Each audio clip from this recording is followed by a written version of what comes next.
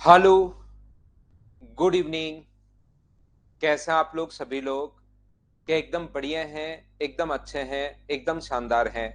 तो चलिए फिर शुरुआत करते हैं हम लोग आज की क्लास। यहाँ से जैसा आप लोगों को पता है कि मैं आप लोगों को पढ़ा रहा था यहाँ पर मीडियन के बारे में, और मीडियन का यहाँ तक का क्वेश्चन मैं आप लोगों को कल की क्लास में करवा चुका था, अगर आप लोगों को याद हो तो चलिए थोड़ा सा हम लोग आगे से आज की क्लास की शुरुआत करते हैं। क्वेश्चन नंबर 8 के बाद 9 नंबर से। 9 नंबर क्वेश्चन हमारे सामने ये रहा। ये सीधा सीधा अपने पास क्वेश्चन है। आप लोग आंसर बताइए क्वेश्चन नंबर 9 का। Good evening, good evening, good evening, good evening. मैं भी एकदम अच्छा हूं, एकदम शानदार हूं, आपको पढ़ाने के लिए आ गया हूं। चलिए कीजिए। तूफान भाई हैप्पी बर्थडे, आपको जन्मदिन की हार्दिक शुभकामनाएं। चलिए मुझे एक बात बताइए, आप लोग ये समझने की कोशिश करो और मुझे आंसर बताइए इसके लिए। क्वेश्चन नंबर 9 के लिए सभी लोग।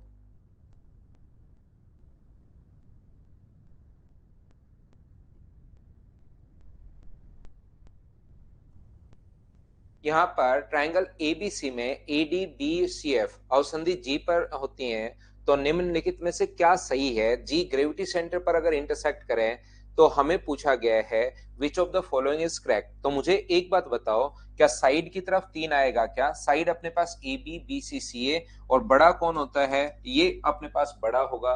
ऑप्शन अपने पास आ जाएगा डी। बोलिए बिल्कुल ठीक है क्या? दूसरी बात मैं आप लोगों को ये भी समझा दूं। मुझे एक बात बताइए, यहाँ पर ऐसा हम लोगों ने पढ़ा है 4AD plus BE plus C F बड़ा होगा किससे? अपने पास 3AB प्लस अपने पास BC प्लस सी ए से। इससे बड़ा होगा, ये तो बिल्कुल ठीक है।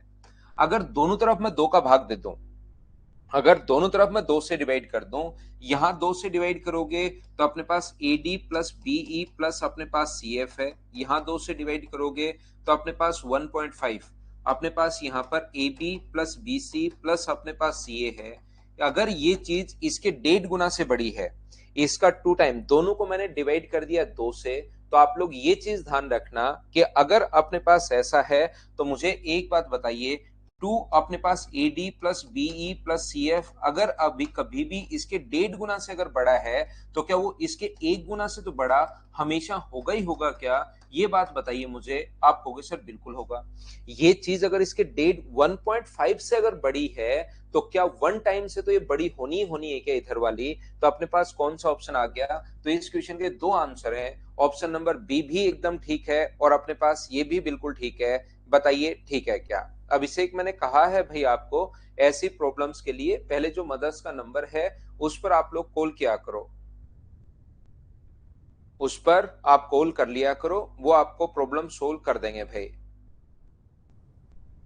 तो यहाँ पर ऑप्शन बी भी ठीक है और ये भी अपने पास ठीक है। चलिए क्वेश्चन नंबर 10, 10 नंबर आप लोग करने की कोशिश करो और मुझे आंसर बताओ।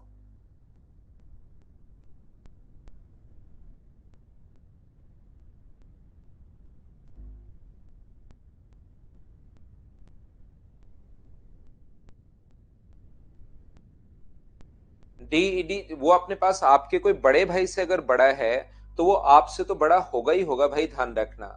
किसी चीज के 1.5 गुना से अगर बड़ा है कोई चीज, तो 1.5 गुना अगर हटा दोगे तो उससे भी बड़ा होगा ही होगा। ऐसे है वो। यहाँ पर इसने लिखा है, निम्नलिखित कथनों पर विचार कीजिए। The perimeter of a triangle is greater than the sum of its 3 median. बिल्कुल सही बोल रहा है, ये इसने सही लाइन बोली है। In any triangle ABC, if D is the any point on BC, then AB plus BC plus CA greater than twice of AD। यहाँ पर कोई भी मीडियन नहीं बोल रहा है, वो ये कह रहा है कि इस पर कोई पॉइंट है AD। Triangle A B C में BC is the any point on AD। ये कोई भी पॉइंट अगर इस पर, तो मुझे एक बात बताइए आप लोग सभी लोग, क्या इस ट्रायंगल की अगर मैं बात करूं तो दो साइड्स का सम क्या तीसरी से बड़ा होता है क्या? तो आप कहोगे सर बिल्कुल होता है। AB प्लस BD बड़ा होगा किससे? अपने पास यहाँ पर AB प्लस अपने पास BD, AB प्लस BD बड़ा होगा किससे? अपने पास AD से। ये लीजिए, दो साइड्स का सम हमेशा तीसरी से बड़ा होता है। ऐसे ही इस ट्रायंगल में मुझे एक बात बताइए, AC प्लस CD बड़ा होगा किससे? अपने पास AD से। ट्रायंगल की दो साइड्स का सम हमेशा तीसरे से बड़ा होता है, ऐसा मैंने पहली क्लास में पढ़ाया था। तो इनको अगर आप लोग जोड़ते हो तो एक तो अपने पास ए बी और ए सी तो अपने पास है ही है दोनों, ए बी और ए सी, इसको अगर जोड़ोगे तो मुझे बताइए B D plus C D की जगह क्या लिख सकते हो, तो आप कहोगे सर बी सी लिख सकते हो, जो कि ग्रेटर देन होगा ट्वाइस ऑफ ए डी से। क्या दूसरा भी एकदम ठीक है क्या? बोथ फर्स्ट एंड सेकंड दोनों ही राइट हैं, तो ऑप्शन कौन सा आ जाएगा? सी, ये अपने पास आंसर है। उम्मीद है आप लोग सब लोग समझ पाए होंगे, आसान और छोटा क्वेश्चन था ये वाला। तो क्या सभी लोगों को समझ में आ गया है क्या? आगे बढ़ते हैं। हाँ और ना भाई बोलते रहा करो, मैं थ्योरी पढ़ा रहा हूँ, क्वेश्चंस करवा रहा हूँ, थ्योरी पढ़ा रहा हूँ, क्वेश्चंस करवा रहा हूँ, चीजें आपको समझ में आनी शुरू होनी चाहिए। चलिए आप लोग सोल्व कीजिए। अच्छा क्वेश्चन है, क्वेश्चन नंबर 11, आंसर बताइए सभी लोग।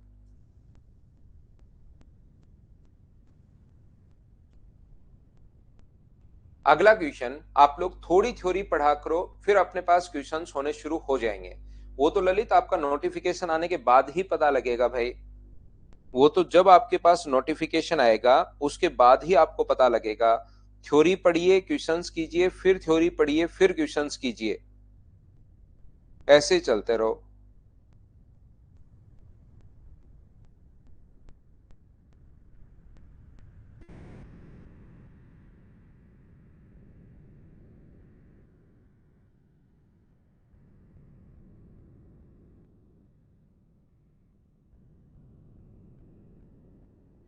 एक त्रिभुज एबीसी की माध्यिकाएं एडी बी सी एफ एक दूसरे को जी पर इंटरसेक्ट करती हैं। इस क्वेश्चन को आप लोग छोड़िए और एक बात ध्यान रखना, यहाँ पर सभी लोग, राकेश सारे ही हो रहे हैं क्या? बहुत अच्छी बात है भाई। ठीक है विक्की, यहाँ पर मैं आपको बताने की कोशिश ये कर रहा हूं, एक ट्रायंगल ए बी और सी, ध्यान से समझना सभी लोग। एक ट्रायंगल अपने पास ए बी और सी, ए है, बी है और अपने पास सी है। एक ट्रायंगल ए बी सी में A D B E C F एक दूसरे को केंद्रक जी पर प्रतिच्छेद करते हैं, बिल्कुल ठीक है। यहाँ पर सारे लोग, जो पॉइंट मैं आपको समझाने की कोशिश कर रहा हूं उसको आप लोग समझना कि मैं यहाँ पर क्या बता रहा हूँ। क्वेश्चन मैं आपको बाद में समझाऊंगा, ये चीज बाद में भी कभी आपके काम में आ सकती है, इस पर बेस्ड कोई नया क्वेश्चन भी बन सकता है, इस चीज को आप लोग ध्यान रखना। अगर कभी भी अपने पास मिड पॉइंट को मिलाने वाली लाइन है, ये आप लोगों का जब मैं सिमिलैरिटी पढ़ाऊंगा उस टाइम तो मैं प्रूव करके भी बताऊंगा, लेकिन याद रखना, अभी ध्यान रखना, मिड पॉइंट को मिलाने वाली लाइन तीसरी से आधी और उसके पैरेलल होती है। मिड पॉइंट को मिलाने वाली जो लाइन होती है वो तीसरी लाइन से आधी और उसके पैरेलल भी होगी, ध्यान रखना। ये रेशियो अगर 1:1 है तो आप लोग अब कितनी भी लाइन खींचिए, प्रत्येक को, क्योंकि ये लाइन पैरेलल है और पैरेलल होते ही दोनों के दोनों ट्रायंगल सिमिलर होंगे, तो ये मिड पॉइंट रेशियो 1:1 है। तो कितनी भी लाइन खींचो सभी का रेशियो हमेशा 1:1 होगा। इस चीज को आप लोग ध्यान रखना, चाहे कोई भी लाइन खींचो, चाहे मीडियन हो चाहे कोई दूसरी लाइन हो, अगर ए से इसको आप लोग मिलाते हो तो प्रत्येक, क्योंकि मिड पॉइंट को मिलाने वाली लाइन पैरेलल होती है और लाइन अगर पैरेलल है तो दोनों के दोनों ट्रायंगल फिर सिमिलर हो जाता है और सिमिलर ट्रायंगल की भुजाएं समान अनुपात में होती हैं। अगर आपको ये चीजें पता है तो बहुत अच्छी बात है, नहीं पता तो अब याद कर लो, नहीं पता तो इस चीज को अब आप लोग याद कर लीजिए। तो ये है त्रिभुज ए बी सी की माध्यिकाएं A D B E C F एक दूसरे को जी पर प्रतिच्छेद करती हैं। एक ट्रायंगल ए बी और सी की जो माध्यिकाएं हैं, ध्यान से समझने की कोशिश करना। ये है अपने पास ट्रायंगल ए बी और सी, इसकी तीनों जो मीडियन है, ध्यान से सुनना, अच्छे से समझना। इसकी एक मीडियन है अपने पास ए डी, दूसरी मीडियन जो मिड पॉइंट पर आकर मिले, दूसरी मीडियन है अपने पास बीई और तीसरी मीडियन है अपने पास सी एफ। और एक ट्रायंगल की तीनों मीडियंस जिस पॉइंट पर इंटरसेक्ट करती हैं उसको बोलते हैं ग्रेविटी सेंटर या गुरुत्व केंद्र, और ऐसा इसने कहा है कि जी पर इंटरसेक्ट कर रही है। एडी एफ ही एक दूसरे को एच पर, यहां पर इसने कहा है एडी और एफ ही एक दूसरे को एच पर मिलती हैं। ये लीजिए, ये जो अपने पास है यहां पर पॉइंट, ये अपने पास एच है, एक दूसरे को एच पर अगर मिलती हैं, बिल्कुल ठीक है। यदि त्रिभुज एफ जी एच का क्षेत्रफल 4 हो तो त्रिभुज ए बी सी का क्षेत्रफल आप लोग बताइए। प्रत्येक बच्चा, आंसर बिल्कुल सही है भाई सभी बच्चों का, लेकिन फिर भी आप लोग ध्यान से समझने की कोशिश करना कि मैं यहां पर क्या बता रहा हूं।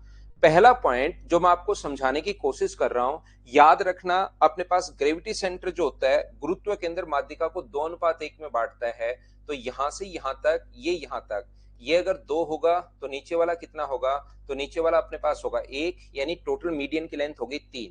और ये क्योंकि एफ भी मिड पॉइंट है और ई भी मिड पॉइंट है, तो मैं आपको बता चुका हूं कि मिड पॉइंट को मिलाने वाली जो लाइन है, कोई भी लाइन खींचो उसको 1:1 में बांटेगी, तो टोटल अपने पास 2 और 1 3 अगर है, तो ये वाला भी अपने पास 1.5 होगा यहां से यहां तक।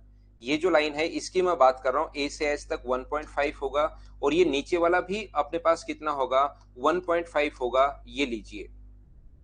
तो मुझे बताओ, ए से एच और एच से जी का रेशियो अगर मैं बनाना चाहूं, ए से एच और एच से जी का रेशियो अगर मैं बनाना चाहूं, तो ये टोटल तो यहां तक अपने पास 2 है, और ए से एच तक अगर 1.5 है, तो क्या ऊपर वाला एच से जी तक, ये देखिए टोटल अपने पास 2 था, ये रहा 2 है, ऊपर वाला 1.5 अगर है, तो नीचे वाला क्या 0.5 बचेगा क्या, आप कहोगे बिल्कुल। या नीचे से सोच लो, ये यहां तक 1.5 है, ये अपने पास 1 है, 1.5 में से 1 घटाओगे तो 0.5, तो इन दोनों का रेशियो 3:1। एक बार क्वेश्चन में यही पूछा हुआ है कि इनका रेशियो आप लोग बताइए, तो 3:1 कहां से, कैसे और क्यों आ गया, ये बात आप लोग प्रत्येक बच्चा बताओ कि सबसे पहले आप लोगों को समझ में आई है क्या। हाँ और ना मुझे भाई बताते रहो, फिर हम लोग आगे बढ़ते रहेंगे।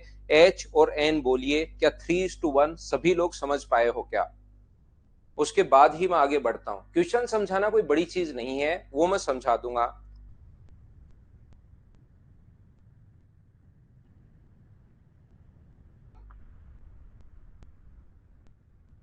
ठीक है, तो ये अगर अपने पास समझ में आया है, वन अपने पास यहां पर जगदीश और दिनेश को नहीं समझ में आया, मैं फिर समझाता हूं।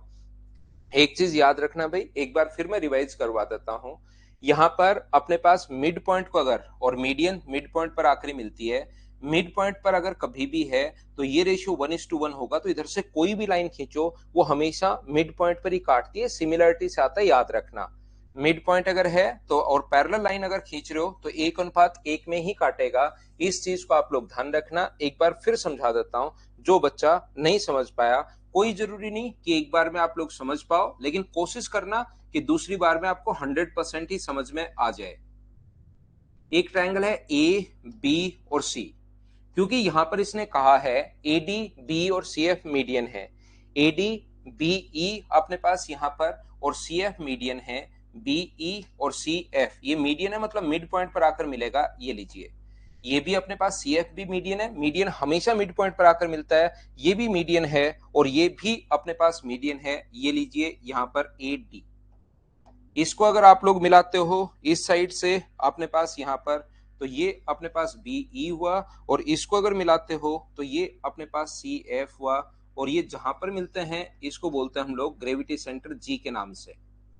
याद रखना, गुरुत्व केंद्र जो होता है वो माध्यिका को 2:1 में काटता है। फिर समझा रहा हूं, यहां से यहां तक ये जो अपने पास है यहां तक की दूरी, ये तो अपने पास 2 है, और नीचे वाली जो डिस्टेंस है वो अपने पास 1 है। तो टोटल एडी की लेंथ, क्योंकि मुझे रेशियो ही निकालना है, तो आप लोग 3 मान सकते हो, 3 मान सकते हो, 2 ऊपर वाली 1 नीचे वाली। अभी भी समझा के आया हूं आपको कि जब भी अपने पास यहां से मिड पॉइंट को अगर मिलाओगे तो वो लेंथ आधी आधी हो जाती है, रेशियो 1:1 का हो जाता है। तो 3 को आधा आधा अगर बांटोगे, 1:1 में बांटोगे, 1:1 का मतलब बराबर बराबर, तो 3 को बराबर बराबर अगर बांटोगे, तो ये यहां से यहां तक अपने पास कितना आएगा, 1.5 आएगा, और नीचे वाला भी कितना आएगा, 1.5 आएगा, ये 1.5 आएगा। तो टोटल ये पॉइंट पर काट रहा है एच पर, तो मैं बताना चाह रहा हूं आपको कि ए एच और एच जी का जो रेशियो होगा वो कितना होगा, तो ए से एच तक तो 1.5 है, ये लीजिए, और आगे एच से जी तक जो है ये टोटल 2 था, ये टोटल 2 था, यहां तक 2 था, उससे ऊपर 1.5 है, तो 2 में से 1.5 घटाओगे तो क्या 0.5 बचेगा क्या, 5 से कट रहा है 3 बार, और 5 से कट रहा है 1 बार, तो ये जो रेशियो आया वो 3:1 कैसे आ गया। क्या इतनी बात मुझे समझ बताइए, क्या अब तो आप लोग समझ पाए हो क्या कि ट्रायंगल ए बी सी में अगर अपने पास ये यहां से मीडियन हो, मीडियन अगर हो कौन कौन, ए डी मीडियन है अपने पास, बी ई मीडियन है अपने पास, और सी एफ मीडियन है अपने पास, बी ई और सी एफ अगर मीडियन है, तो मुझे बताइए मीडियन अगर है अपने पास, जो ग्रेविटी सेंटर जी पर अगर काटे हैं सी एफ, और ये अगर एच पर काटे, तो ये जो अपने पास रेशियो होगा वो हमेशा अनुपात जो होता है वो 3:1 होता है। क्या इतनी बात आप लोग सभी लोग समझ पाए हो क्या? बताइए मुझे। आ गया समझ में? चलो ठीक है। अब इसने कहा है हम लोगों से कि एफ जी एच का जो एरिया है, देखिए एफ जी एच का एरिया 4 है और ये अपने पास 4 है। क्या कल की क्लास में, याद रखिए मुझे एक बात बताइए, क्या कल की क्लास में मैंने आपको सिखाया था क्या कि एरिया का रेशियो हमेशा वही होता है जो बेस का रेशियो है? तो ये रेशियो अपने पास 1:3 अगर है तो ये 4 अगर होगा तो मुझे बताइए क्या 12 होगा? क्या ये अपने पास 12 होगा? अगर आपको याद हो तो एरिया का रेशियो हमेशा वही होता है जो अपने पास बेस का रेशियो है। तो ये अपने पास 4 है तो ये अपने पास 12 होगा। और मुझे एक बात बताइए, जो ग्रेविटी सेंटर होता है वो क्या एरिया को 6 बराबर बराबर भागों में बांटता है? क्या आपको ऐसा पता है क्या? कल क्योंकि थ्योरी में आपको बता चुका हूं, ये चीज आपको पता होनी चाहिए। ग्रेविटी सेंटर ट्रायंगल के एरिया को 6 बराबर बराबर भागों में बांटता है। तो इस वाले भाग का जो एरिया हुआ वो क्या 16 हुआ और टोटल का 1/6 होगा क्या? ग्रेविटी सेंटर ट्रायंगल के एरिया को 6 बराबर बराबर भागों में बांटता है तो इस वाले भाग का एरिया कितना होगा? 16। और ये टोटल का 1/6 होगा। इसका मतलब टोटल का एरिया, जो total triangle A B C का एरिया है, ट्रायंगल ए बी सी का जो एरिया अपने पास है, triangle A B C, triangle A B C का जो है एरिया उसका 1/6 अगर करते हो तो इस ट्रायंगल का एरिया आ जाता है, तो रेड वाला मैंने बनाया है। और इसका एरिया टोटल अगर 16 है तो बताओ ए बी सी का जो एरिया होगा वो 16 को 6 से इंटू करोगे तो जिस बच्चे का आंसर 96 था वो बिल्कुल ठीक है। क्या समझ पाए हो क्या? यहां पर मैं आप लोगों को फिर बता देता हूं, जो बच्चा नहीं समझ पाया कोई बात नहीं। याद रखना 1:3 के लिए तो सभी ने हाँ किया ही था कि 1:3। तो बेस का रेशियो 1:3 है तो एरिया का रेशियो भी 1:3 होगा। तो एक का मान अगर 4 है तो 3 का मान कितना होगा? 12। और यहां पर इस वाले भाग का एरिया टोटल का 1/6 होता है। अगर किसी चीज के 1/6 का मान 16 है तो उसका पूरा मान क्या 96 होगा? क्या ये अपना आंसर होगा? कोई बच्चा अगर कम समझ पाया है तो एक दो बार रिपीट करके वापस देखना सभी लोग। बाकी मुझे लगता है कि मैंने आपको अच्छे से समझाया होगा। नेक्स्ट क्वेश्चन हमारी स्क्रीन पर ये रहा। चलिए आप लोग सोल्व करने की कोशिश कीजिए। क्वेश्चन नंबर 12 समझ गए? बहुत अच्छी बात है भाई।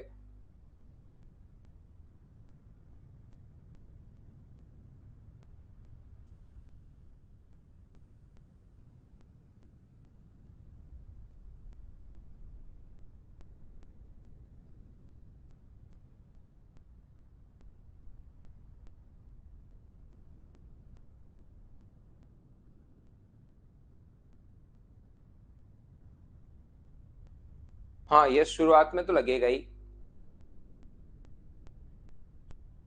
समद्विबाहु त्रिभुज की असमान भुजा 2 सेंटीमीटर है। समान भुजाओं पर खींची गई माध्यिकाएं लंबवत अगर होती हैं तो त्रिभुज का क्षेत्रफल अपने पास क्या होगा?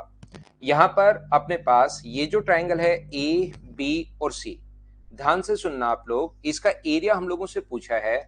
याद रखना समद्विबाहु त्रिभुज की असमान भुजा, an unequal side of an isosceles triangle is 2 centimetre, median turn from on equal sides are perpendicular, find the area of the triangle. तो ये मुझे बताइए, इसकी साइड अगर 2 है, एक बात एक चीज हमेशा आप लोग ध्यान रखना भाई, अगर अपने पास दो साइड अगर बराबर हैं तो उस पर डालेगी मीडियन की लेंथ भी हमेशा इक्वल होगी। अगर दो साइड बराबर हैं तो उस पर डालेगी मीडियन की जो लेंथ होगी, दो जो इक्वल साइड है उन पर डालेगी मीडियन की लेंथ बराबर होगी। यानी ये वाली साइड अगर 2x है तो ये वाला और x है तो ये वाली मीडियन भी टोटल 3x होगी। ये 2x और ये कितना होगा? x। अगर किसी ट्रायंगल की आइसोसेलेस ट्रायंगल अगर है तो उसकी दो भुजाएं हमेशा बराबर अगर हैं तो दो माध्यिकाएं भी बराबर होती हैं, याद रखना।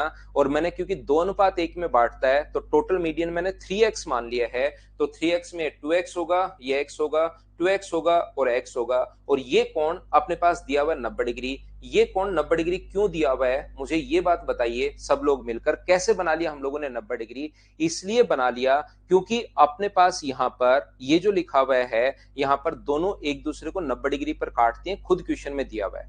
बाइसेक्टर एंगल को डिवाइड करते हैं इन सेंटर में एक सर्किल होता है, ऐसे मीडियन में साइड ट्रायंगल डिवाइड करते समय सर्किल हो, या नहीं नहीं राजीवा ऐसा नहीं होता, राजीवा मृदा इसमें ऐसा कोई भी सर्किल उसको सेंटर मानकर ऐसा कोई सर्किल नहीं बना सकते जो तीनों साइड्स को टच करे या तीनों वर्टिसेस को टच करे। हो सकता है एक को टच करे, एक को टच ही नहीं करे और एक को इंटरसेक्ट करते हुए निकले, तो ऐसा कोई भी हम लोग यहाँ पर नहीं बना सकते, ध्यान रखना। वो इन सेंटर से हम लोग बना सकते हैं, इससे ऐसा कोई सर्किल आप लोग ड्रॉ नहीं कर सकते, नहीं कर सकते, नहीं कर सकते। ऐसा फिर ऐसा बनेगा जो एक को टच करे, एक को इंटरसेक्ट करे, एक के बाहर से निकले या एक के टच ही नहीं करे, ऐसा बनेगा, ध्यान रखना। यहां पर अपने पास यहां पर ये मैं आपको समझाने की, बताने की या सिखाने की कोशिश कर रहा हूं कि ट्रायंगल का एरिया आप लोग बताइए। तो ट्रायंगल का एरिया तो हम लोग बता देंगे, मुझे एक बात बताइए, इस वाले त्रिभुज का क्षेत्रफल क्या आप लोग लिख सकते हो क्या? पहले तो पाइथागोरस थ्योरम से याद करो भाई, जिंदगी का लक्ष्य से 90 डिग्री का अगर कोण है तो क्या पाइथागोरस थ्योरम आप लगा पाओगे क्या? यहां पर पाइथागोरस थ्योरम होती है इसका स्क्वायर 4x स्क्वायर प्लस अपने पास 4x स्क्वायर बराबर 2 का स्क्वायर 4, तो 8x स्क्वायर बराबर अगर अपने पास 4 है तो x स्क्वायर की जो वैल्यू होगी वो अपने पास होगी यहाँ पर 1/2, ये लीजिए, बिल्कुल ठीक है। और इस राइट एंगल ट्राइंगल का जो एरिया होता है, एरिया का फॉर्मूला होता है half into base into height. Half base तो अपने पास 2x है और हाइट अपने पास 2x है।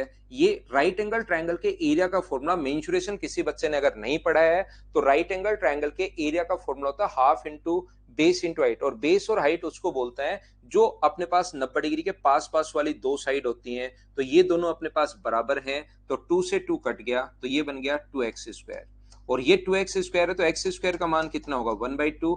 2 से 2 कट गया तो इसका एरिया अगर 1 है तो टोटल का एरिया क्या 3 होगा क्या? क्योंकि इसका एरिया टोटल का अपने पास 1/3 है। ध्यान से सुनना, जो ग्रेविटी सेंटर होता है वो ट्रायंगल के एरिया को 6 बराबर बराबर भागों में बांटता है। अगर आप लोगों को याद है, अगर आप लोग इस चीज को जानते हो तो ध्यान रखना, ग्रेविटी सेंटर ट्रायंगल के एरिया को 6 इक्वल पार्ट्स में डिवाइड करता है, 6 बराबर बराबर भागों में बांटता है। तो इन दो 1/6 और 1/6 को अगर आप लोग जोड़ लेते हो तो इस वाले भाग का क्षेत्रफल क्या टोटल का 1/3 होगा क्या? तो टोटल के एरिया का 1/3 बराबर अगर 1 आया है तो टोटल का एरिया निकालना है तो इंटू कर देंगे 3 से, ये अपने पास आंसर आ गया। बोलिए बिल्कुल ठीक है क्या? ये अपना आंसर आ गया है। उम्मीद है हाँ ना भाई बोलते रहा करो, उसी से चीजें मुझे समझ में आएंगी, ऐसे तो मुझे कैसे पता लगेगा। एच और एन आप लोग बोलते रहा करो, मुझे बताते रहा करो कि आपके समझ में आया है या नहीं आया। सभी लोग समझ गए? बिल्कुल ठीक है। हम लोग आगे बढ़ रहे हैं और नेक्स्ट जो क्वेश्चन है उसको हम लोग पढ़ने की कोशिश करते हैं। क्वेश्चन नंबर 12 के बाद 13 नंबर। लास्ट स्टेप मैं फिर समझा देता हूं, देखिए किसी बच्चे को नहीं समझ में आया तो। पहली बात तो पाइथागोरस थ्योरम तो आपको याद होनी चाहिए। पहली बात, अपने पास किसी भी ट्रायंगल में माध्यिकाएं त्रिभुज के क्षेत्रफल को 6 बराबर बराबर भागों में बांटती है, तो इस वाले भाग का जो क्षेत्रफल होगा 1/6 और 1/6 अगर जोड़ोगे तो इसका एरिया अगर अपने पास टोटल का 1/3 होता है। पहली बात तो ये याद रखना। दूसरा, अपने पास यहां पर ये जो लिखा हुआ है माध्यिकाएं दोनों अगर आइसोसेलेस ट्रायंगल है तो दो मीडियन बराबर होती हैं। ये 3x है तो ये भी 3x होगा, तो ये 2x, ये x है, ये 2x और ये x है। यहाँ पर पाइथागोरस 90 डिग्री का कोण इसने खुद ने क्वेश्चन में दिया हुआ है, तो यहां से पाइथागोरस थ्योरम से इसका स्क्वायर प्लस इसका स्क्वायर बराबर इसका स्क्वायर। और राइट एंगल ट्रायंगल का एरिया में मेंसुरेशन में समझाऊंगा, यहां पर आपको पता होना चाहिए half into base into height. तो इसकी वैल्यू जब एक्स स्क्वायर का मान यहां पुट करोगे तो 1 आ गया, और वो टोटल का 1/3 है। ट्रायंगल ए बी सी का 1/3 जब करोगे तो अपने पास इस ट्रायंगल का एरिया आएगा जो कि 1 आया है, 3 आगे जाके इंटू हो गया। ये थी अपनी लास्ट स्टेप।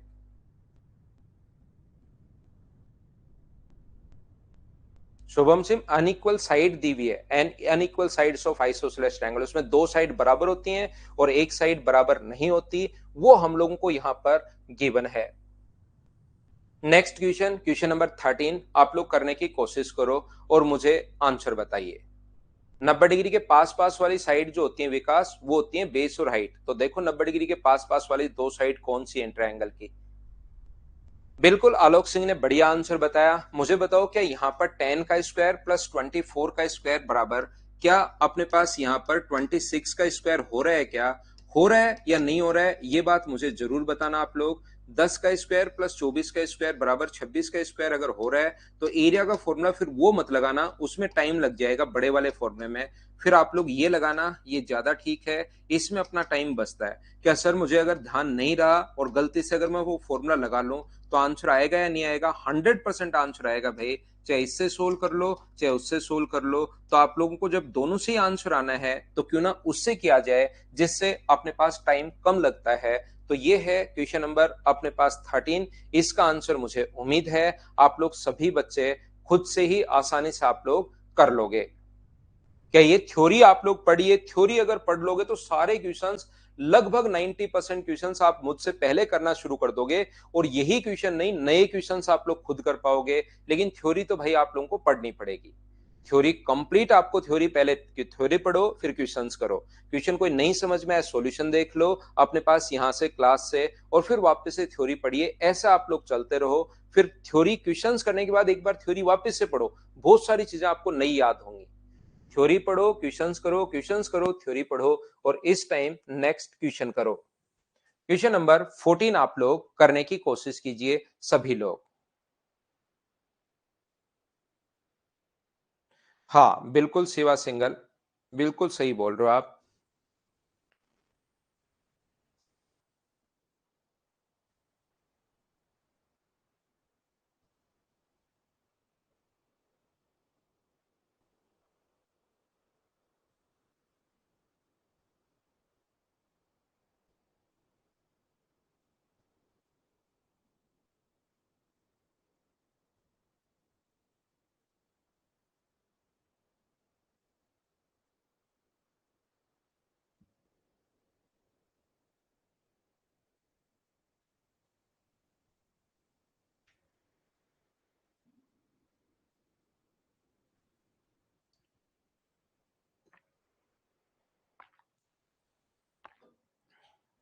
सुमित अब देख लो आप भाई, आप खुद देख लीजिए कितना डिफरेंस है।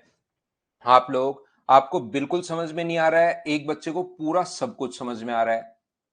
तो इसमें आप खुद देख लीजिए कि भाई आपसे गलती कहां हो रही है। ये तो आपको देखना पड़ेगा, ऐसा हो ही नहीं सकता अगर आपको थ्योरी याद हो। ये क्वेश्चन नहीं बना राजेश, मैं वो समझा दूंगा, लेकिन ऐसा नहीं है कि पिछला समझ में कुछ नहीं आया इसका मतलब थ्योरी आपने बिल्कुल भाई, थ्योरी की क्लास में भी नहीं थे आप। ये मैं 100% बता रहा हूं पांडे साहब, आपको आपको खुद के प्रति ईमानदार रहना पड़ेगा भाई। अगर सिलेक्शन चाहते हो तो, या एडमिशन लेके सिर्फ पेरेंट्स को ही दिखाना है कि भाई मैंने एडमिशन तो ले रखा है, किस्मत मेरी खराब है इसके कारण मेरा सिलेक्शन नहीं हुआ, तो वो अलग बात है। लेकिन रियल में ध्यान रखना कि आप खुद देख लीजिए।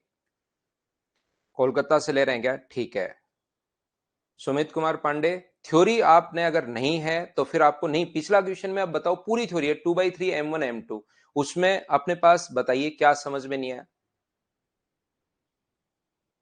थ्योरी को समझना नहीं आनंद, थ्योरी को तो याद करना है मेरे भाई। यहां पर थ्योरी बार बार आपको पढ़नी पड़ेगी, नहीं तो आपके समझ में बिल्कुल मैं आपको समझा नहीं पाऊंगा। एक 13 है, एक 9 है, एक 10 है। जी अगर इसका ग्रेविटी सेंटर अगर है तो मुझे एक बात बताइए, क्या आप लोग यहां से यहां तक इसको आगे बढ़ाएं तो क्या वो मिड पॉइंट पर आकर मिलेगा क्या? और वो आकर मिला मान लो डी पर। अगर एजी को मिलाकर आगे बढ़ाओगे तो वो अपने पास डी पर आकर मिला। ये भी 5 है, ये भी अपने पास 5 है। और क्या इसी ट्रायंगल में आप लोग अपोलोनियम थ्योरम लगा दीजिए। ये वाला जो ट्रायंगल अपने पास है जिसकी एक साइड अपने पास 13 है, सिर्फ इतने एक से जो ट्रायंगल है इसी में आप लोग अपोलोनियम थ्योरम लगा दीजिए, जिसकी ये अपने पास यहां से यहां तक मीडियन है। माध्यिका की लंबाई जो है इसकी लेंथ हम लोग निकालेंगे, क्योंकि ये हम लोगों को दिया हुआ है 13, ये दिया हुआ 9, ये क्वेश्चन में दिया हुआ है, और ये भी अपने पास 5 हो गया। 10 अगर दिया हुआ था तो ये भी अपने पास 5 हो गया।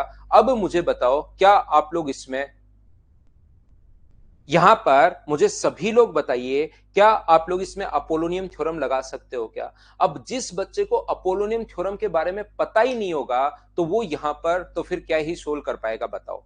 अगर अपोलोनियम थ्योरम पता है, मैंने आपको क्वेश्चन समझा दिया, आपने आगे बढ़ाया तो ये अपने पास अपोलोनियम। अब इसके बाद यहां आते आपको खुद को पता होना चाहिए कि हाँ यार अच्छा ऐसे करना था क्वेश्चन। लेकिन इसके बाद की चीजें तो आपके दिमाग में पहले से आनी चाहिए। अब कुछ भी समझाने का है नहीं, आपको सोल्व करना है यहां पर। लगभग कोशिश तो ये रहती है कि हाँ मुझे क्वेश्चन छोड़ देना चाहिए कि अब आप लोग खुद एक्स का मान निकालो। लेकिन 13 का स्क्वायर मैं तो आपके लिए सोल्व कर देता हूं, 169 प्लस 9 का स्क्वायर अपने पास 81, ये थ्योरम होती है। अब इसका स्क्वायर प्लस इसका स्क्वायर बराबर, ये अगर आपको याद नहीं होगी तो आपको ऐसा लगेगा कि कुछ भी समझ में नहीं आ रहा है, और मैं तो आपको इतना स्लो, इतना धीरे धीरे पढ़ाता हूं कि आप लोगों को ये चीजें समझ में आनी ही चाहिए। अब तो अगर आप एसएससी, रेलवे, सीडीएस के अगर स्टूडेंट हो तो ये चीजें इतना स्लो के बाद तो आनी ही चाहिए भाई। 250 रेगुलर रहो, रेगुलर नहीं रहोगे तो नहीं समझ में आएगा। 2 का भाग दोगे 125 बराबर x square plus 25। X square का जो मान होगा वो अपने पास होगा 100, तो एक्स की वैल्यू कितनी होगी 10। एक एक चीज मैं आपको समझाते हुए जा रहा हूं। ये अगर 10 है तो रेशियो होता है 2:1। ये अगर 10 है तो ये ऊपर वाला क्या 20 होगा क्या, क्योंकि अनुपात जो होता है वो 2:1 होता है। एक का मान 10 आ गया है, 2 की वैल्यू पूछी है, तो ये अपने पास आंसर आ गया 20। बोलिए सब लोग समझ पा रहे हो क्या, बताओ भाई।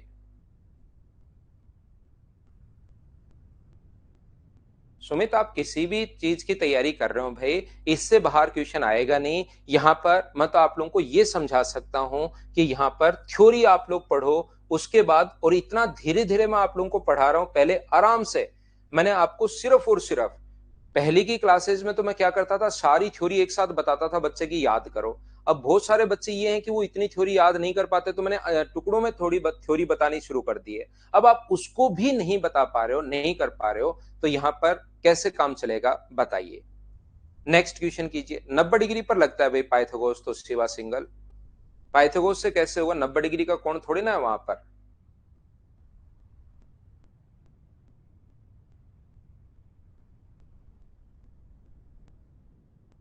ये तो विश्वा ग्रेविटी सेंटर से होकर कोई लाइन अगर जाती है तो मिड मिड पॉइंट पर ही मिलती है, ऐसा हम लोगों ने क्लास में प्रूव किया है।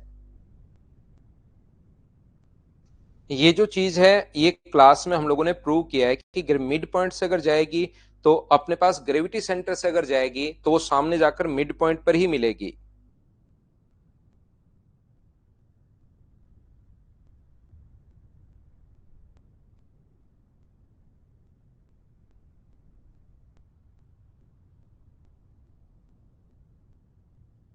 ध्यान से सुनना। अब अपने पास बी सी अपने पास 10 है, जी इसका केंद्रक है, और बी और सी एफ क्रम से ए सी व ए बी की माध्यिकाएं हैं। अपने पास ट्राइंगल ए बी और सी में दोनों माध्यिकाएं समकोण पर अगर काटती हैं तो भुजा एजी की लंबाई आप लोग बताइए, ऐसा हम लोगों से पूछा गया है। In the triangle ABC side B C equal to 10 and G is the centroid. ये कोई भी ट्राइंगल अपने पास ए बी और सी, कोशिश करना समझने की आप लोग। ये कोई भी ट्रायंगल है ए बी और सी, देखिए कितना आसान क्वेश्चन है ये। बी सी अपने पास 10 है और जी इसका ग्रेविटी सेंटर है। बी ई और सी एफ क्रम से ए सी व ए बी पर माध्यिकाएं हैं और दोनों समकोण पर काटती हैं। यहां पर अपने पास BE and C F are median to the side A C and A B respectively if BE and C F intersect at right angle. तो यहां पर बीई और सी एफ अगर अपने पास 90 डिग्री पर काटे तो मुझे एक बात बताइए, कल की क्लास में मैंने ऐसा आप लोगों को जरूर समझाया होगा, बीई और अपने पास सी एफ जो है, अगर आप लोगों को याद है तो कल की क्लास में मैंने ऐसा जरूर आपको बताया होगा कि समकोण त्रिभुज में अगर हाइपोटेनस हम लोगों को दिया हुआ है, समकोण त्रिभुज में हाइपोटेनस अगर हम लोगों को दिया हुआ है, तो यहां से कल अलग से मैंने बताई थी ये चीज, कल की क्लास अगर देखिए तो आपने मीडियन जो होती है वो राइट एंगल ट्रायंगल में हाइपोटेनस क्या आदि हो जाती है 5 हो जाएगी, और ये अपने पास मीडियन मिड पॉइंट पर मिलती है तो 5 और 5 ये तीनों बराबर होती हैं। ऐसा मैं सरकम सेंटर जब पढ़ाऊंगा उसमें भी मैं बताऊंगा। सुमित, आप थोड़ा सा ध्यान से समझिए भी, यहाँ ए बी और एसी के बारे में बात ही नहीं कर रहा, वो तो अलग से मैंने अलग राइट एंगल पर काटे तो ये रिजल्ट तो होता है। A B square plus A C square बराबर 5/5 बी सी स्क्वायर, ये रिजल्ट तो अपने पास है ही है, और वो भी आपने गलत लिखा, शायद 5/4 लिख दिया भाई। लेकिन मैं कहना यहां पर ये चाह रहा हूं कि जब आपको भुजा एजी की लंबाई अगर पूछे, जी ग्रेविटी सेंटर है, तो एजी की लंबाई अगर पूछे तो क्या अपने पास यहां से जी से डी तक, क्या ये भी ग्रेविटी यहां से यहां तक मीडियन ही होगी क्या, क्योंकि मिड पॉइंट पर मिलती है, पूरी भी मीडियन है, इस ट्रायंगल की भी ये मीडियन ही है, तो इस ट्रायंगल की मीडियन अगर है और राइट एंगल अगर है तो ये भी 5 होगा अपने पास। ये अगर 5 है तो इसकी लेंथ क्या 10 होगी क्या 10 होगी। बी अपने पास आंसर आ गया, बताइए बिल्कुल ठीक है क्या। तो ये जो चीजें हैं ये आप लोगों की क्लियर होनी चाहिए, इस टाइप से क्वेश्चंस आप लोगों से होने चाहिए, उम्मीद है सब बच्चे इस चीज को समझ पाए होंगे। बोलिए बिल्कुल ठीक है क्या? आंसर आ गया बिल्कुल, ट्रिपल एच भाई बिल्कुल ठीक है।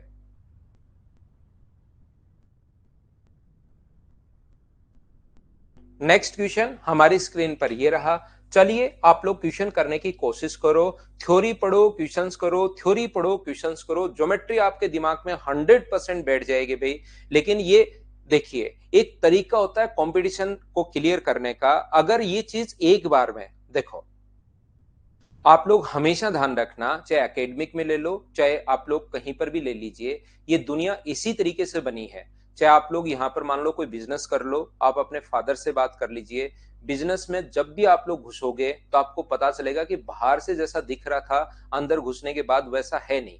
उसको आप लोगों को एक बार जाना पड़ेगा, दूसरी बार करना पड़ेगा, तीसरी बार करना पड़ेगा, लॉस में भी बैठे रहना पड़ेगा, प्रॉफिट में भी बैठे रहना पड़ेगा, नो प्रॉफिट नो लॉस में भी बैठे ही रहना पड़ेगा बिजनेस के अंदर।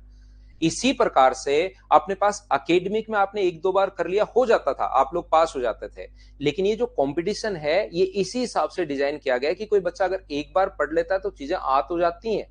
हो सकता है वो क्वेश्चन कर दे, लेकिन कंपटीशन नहीं निकलेगा। उसका एक ही तरीका है कि इनको बार बार 4-5 बार पढ़ना ही पड़ेगा। नहीं तो जोश जोश में एक बार तो कोई भी, 4-5 बार का मतलब ये नहीं कि मुझसे 4-5 बार, आपको मुझसे तो एक बार ही पढ़ना है, 4-5 बार खुद रिवाइज करना है। नहीं तो कोई बंदा जोश जोश में एक बार पढ़ डालेगा और उसका सिलेक्शन हो जाएगा, तो गलत बंदे का भी सिलेक्शन हो सकता है। इसलिए इसको रिवाइज 4-5 बार करना ही पड़ेगा, उसी के बाद ही माइंड में चीजें सेट हो पाती हैं।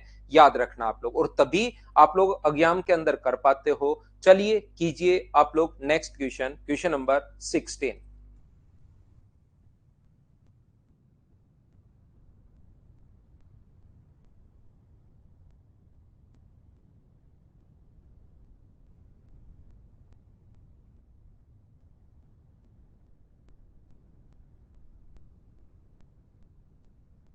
नहीं नहीं भाई, इनको अलग अलग ही डालेंगे हम लोग, इनको अलग अलग फाइल वाइज ही हम लोग डालेंगे। अब की बार इसी टाइप से कीजिए आप लोग, क्योंकि एक साथ फिर थ्योरी फिर क्वेश्चंस करवाना फिर वो अलग अलग हो जाता है। अब हम लोग इसी टाइप से इसको करते हैं कि अलग अलग ही डालें इसकी थ्योरी और क्वेश्चंस। यहां पर देखिए, ट्रायंगल पी क्यू आर में जी केंद्रक है, G is the centroid of triangle P Q R, Q T and P C intersect at right angle, बिल्कुल ठीक है। एक ट्रायंगल पी क्यू आर में ध्यान से समझना, ये अपने पास ट्रायंगल है पी क्यू और आर।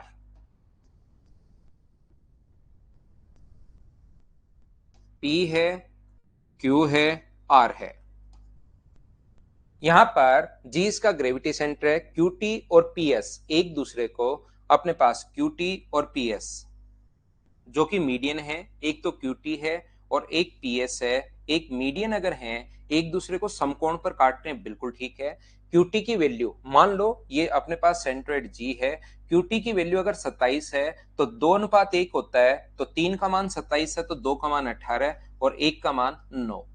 यहां पर अपने पास पीएस का मान 18 है, तो 2:3 में अगर बांटोगे तो 3 की वैल्यू 18 है, तो 2 का मान अपने पास होगा 12 और इसकी वैल्यू होगी अपने पास 6। हम लोगों से पूछा गया है कि आप लोग बताइए कि आरटी की लंबाई आप लोगों को ज्ञात करनी है, और ये अगर एक दूसरे को समकोण पर प्रतिच्छेद करती हैं, ये अपने पास राइट एंगल पर अगर काट रही हैं, तो मुझे बताइए अब की बार सिवा सिंगल जो आप लोग पिछले 5-6 दिन से चिल्ला रहे हो भाई कि पाइथागोरस पाइथागोरस, वो तब लगती है जब समकोण बने, तो वो अब की बार लगेगी भाई। जब आपको लगा कि सर पाइथागोरस पाइथागोरस तो कहीं ना कहीं लगाना जरूरी था, तो वो यहां पर अपने पास लगेगी पाइथागोरस थ्योरम। ये अपने पास जो लगेगी पाइथागोरस थ्योरम से क्या लिख सकते हो, वैसे तो आपको पता होगा, बहुत सारे बच्चों को तो ट्रिपलेट्स की 15 होता है, या मैं लिख देता हूँ 12 का स्क्वायर 144 और 9 का स्क्वायर 81। पाइथागोरस थ्योरम से इसका स्क्वायर प्लस इसका स्क्वायर बराबर इसका स्क्वायर, जो कि हुआ 225, और 225 किसका रूट है 15 का, तो ये भी 15। तो अपने पास मीडियन मिड पॉइंट पर मिलती है, तो ये भी 15 होगा। 15 और 15 ये अपने पास आंसर आ गया है। हाँ और ना बताइए, क्या आप लोग सभी लोग समझ पाए हो क्या?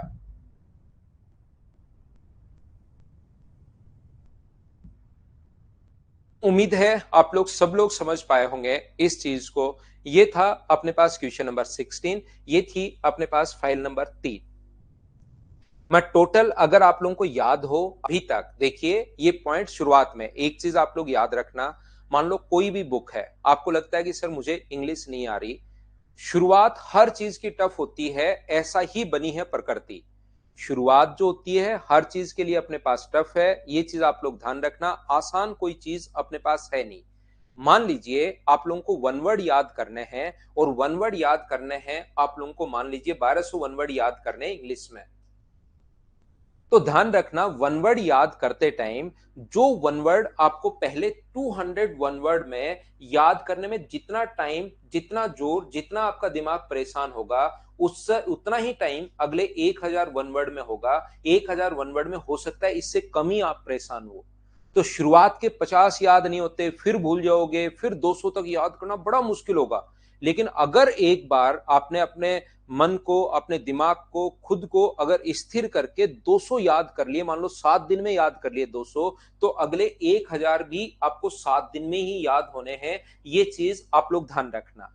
इसी कोई भी सब्जेक्ट ले लो, आप लोग याद रखना। ऐसे ही मैथ्स में टोटल अपने पास ज्योमेट्री में मान लो 150 पॉइंट हैं, और जैसे ही मैं 40 या 50 पॉइंट में आप लोगों को पढ़ा दूंगा, 50 के बाद आगे वाली चीजें धीरे धीरे धीरे धीरे आप लोगों को बहुत आसान लगनी शुरू हो जाएंगी। 50 पॉइंट में जितना टाइम, जितना दिमाग आपका खर्च होगा, उससे 1/3 टाइम अगले 100 पॉइंट में खर्च होगा। वो सारी चीजें आपको लगेगा तो मुझे पहले से ही आता है, लेकिन उसमें बने रहना भाई। छोड़कर भागने वालों के लिए ये अपने पास जो गवर्नमेंट जॉब है वो नहीं है कि थोड़ी सी प्रॉब्लम आई और छोड़कर भाग गए। उनके लिए तो कोई चीज नहीं है, ध्यान रखना।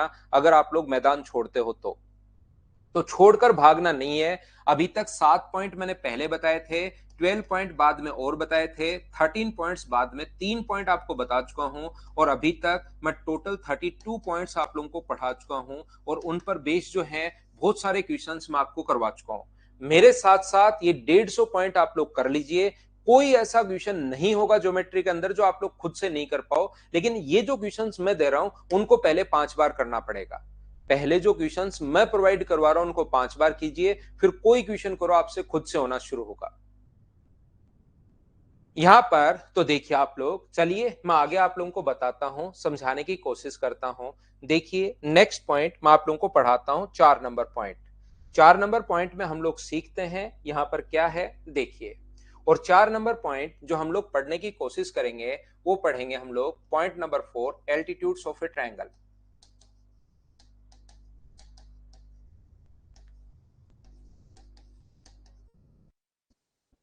त्रिभुजों के शीर्षलंब। चलिए इसको अब हम लोग सीखते हैं अच्छे से। त्रिभुजों के शीर्षलंब जैसा आप लोगों को पता है, वही जो अपने पास 10-12 पॉइंट हैं, एक बार आपको पढ़ने में ज्यादा लगेगा कि इसके बाद अच्छा ये पॉइंट, इसके बाद ये पॉइंट, इसके बाद ये पॉइंट, सर ये तो ज्यादा हो रहा है। लेकिन लास्ट में मैं वापस वो 12 या 13 पॉइंट वापस, या 10 पॉइंट जितने भी हैं वो वापस मैं रिवाइज करवा दूंगा, तो आपको लगेगा कि हाँ यार ये तो चीज आसान है, और फिर उन पर बेस्ड मैं क्वेश्चंस करवा दूंगा, तो चीजें आप लोगों को और समझ में आएगी। ठीक है ना। तो चलिए हम लोग शुरुआत करते हैं। एल्टीट्यूड्स के बारे में हम लोग पढ़ेंगे, त्रिभुजों के शीर्षलंब के बारे में पढ़ेंगे, और इसके जितने भी पॉइंट हैं वो सारे के सारे पॉइंट मैं आपको समझाने की कोशिश करता हूं। एक ट्रायंगल अपने पास है ए, बी और सी। अब आप लोग ध्यान रखना भाई, यहां पर एक चीज याद रखना, ये जो 4 सेंटर्स अपने पास होते हैं, ये आज की क्लास में और फिर कल की क्लास में और परसों की क्लास तक अपने पास खत्म हो जाएगा, और चारों सेंटर्स को मैं मिक्स करके वापस पढ़ाऊंगा। तो जब 2 पॉइंट मैं अभी तक पढ़ा, 3 पॉइंट पढ़ा चुका हूं, बेसिक पढ़ा चुका हूं, इन सेंटर पढ़ा चुका हूं, सेंट्रोइड के बारे में मैं आप लोगों को पढ़ा चुका हूं, तो अब आपके दिमाग में जब एल्टीट्यूड पढ़ाऊं तो ओनली एल्टीट्यूड याद रखना।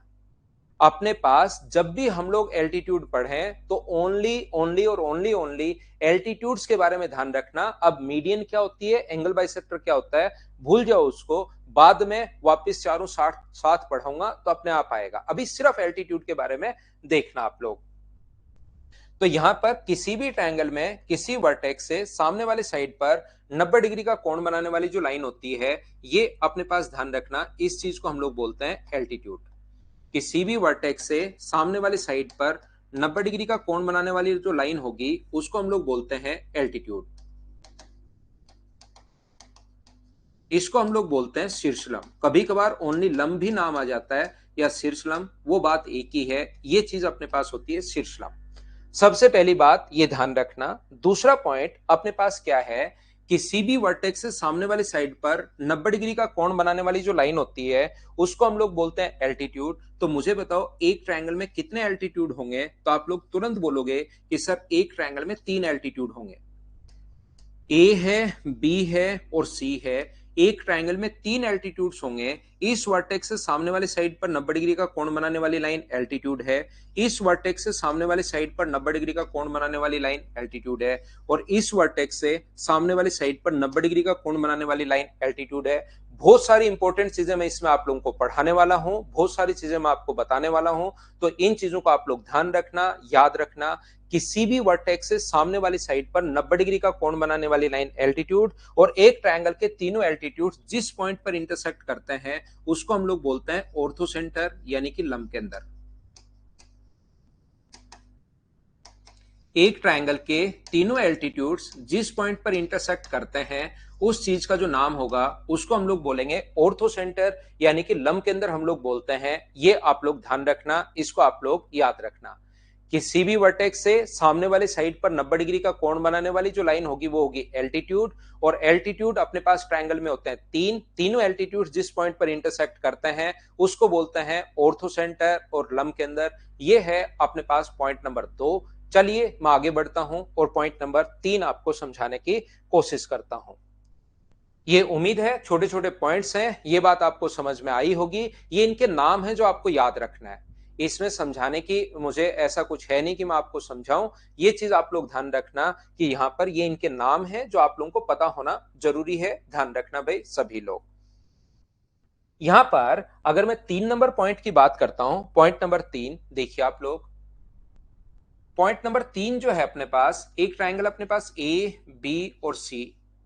ध्यान से सुनना, सीखने की कोशिश करना आप लोग। एक ट्रायंगल अपने पास ए है, बी है और सी है।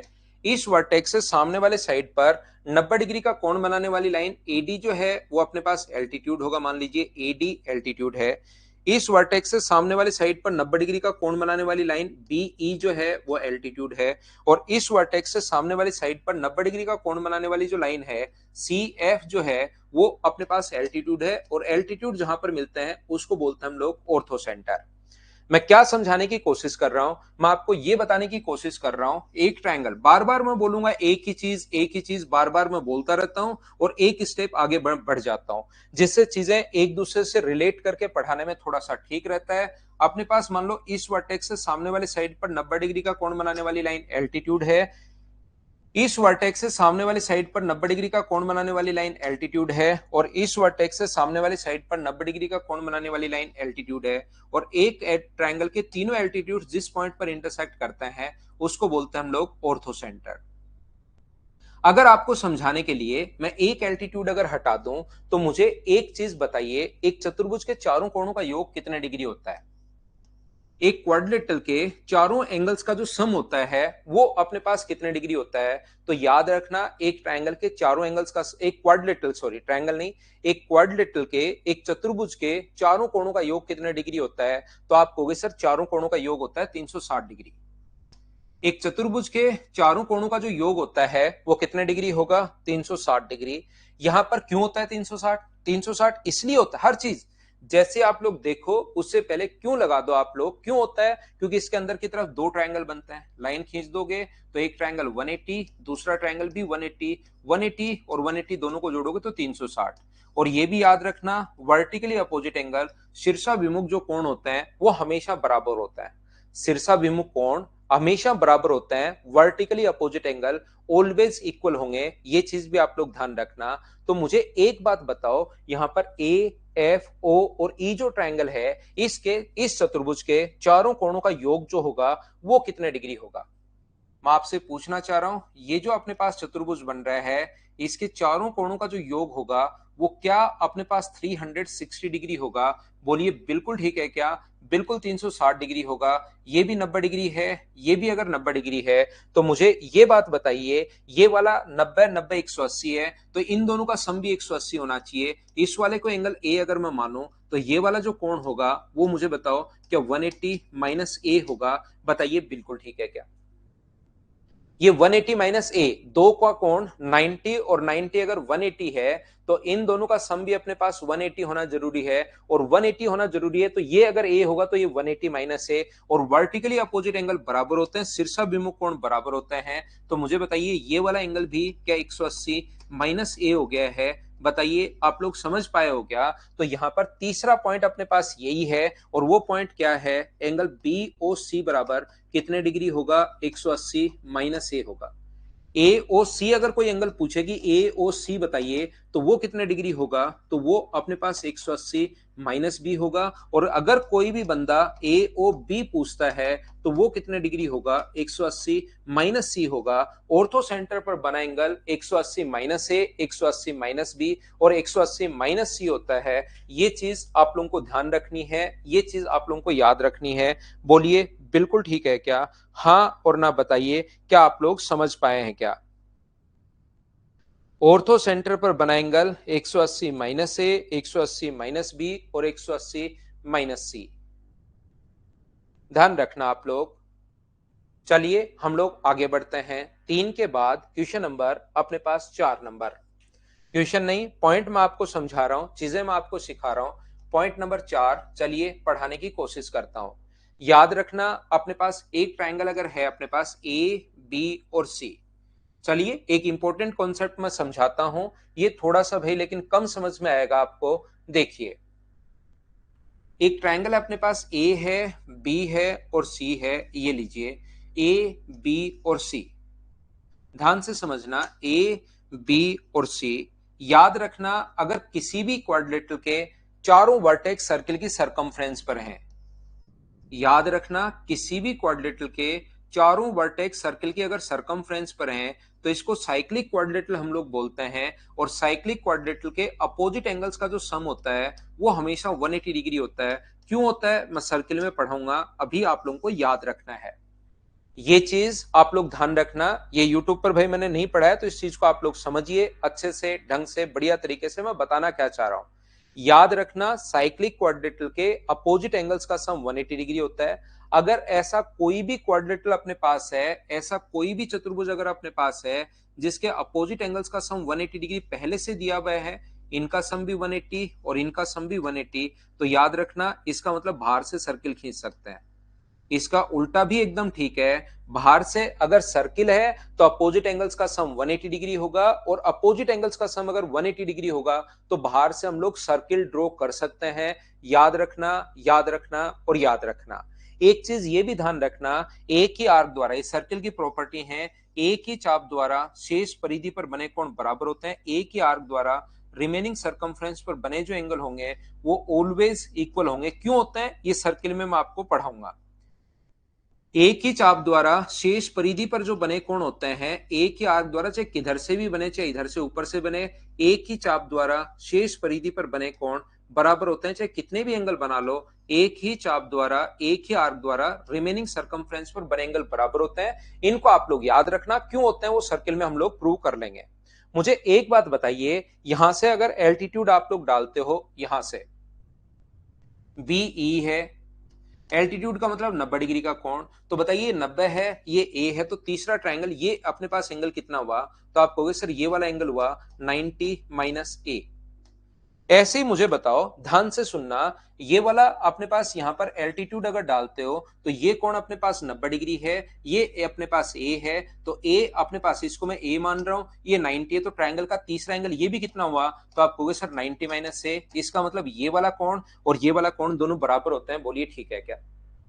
ये दोनों एंगल जो हैं अपने पास, इस ट्राइंगल की अगर बात करो 90 ए तो तीसरा एंगल 90 माइनस ए, इस ट्राइंगल की बात करते हो 90 ए तो तीसरा एंगल 90 माइनस ए। बोलिए बिल्कुल ठीक है क्या? हाँ और ना बताना, क्या आप लोग समझ पाए हो क्या?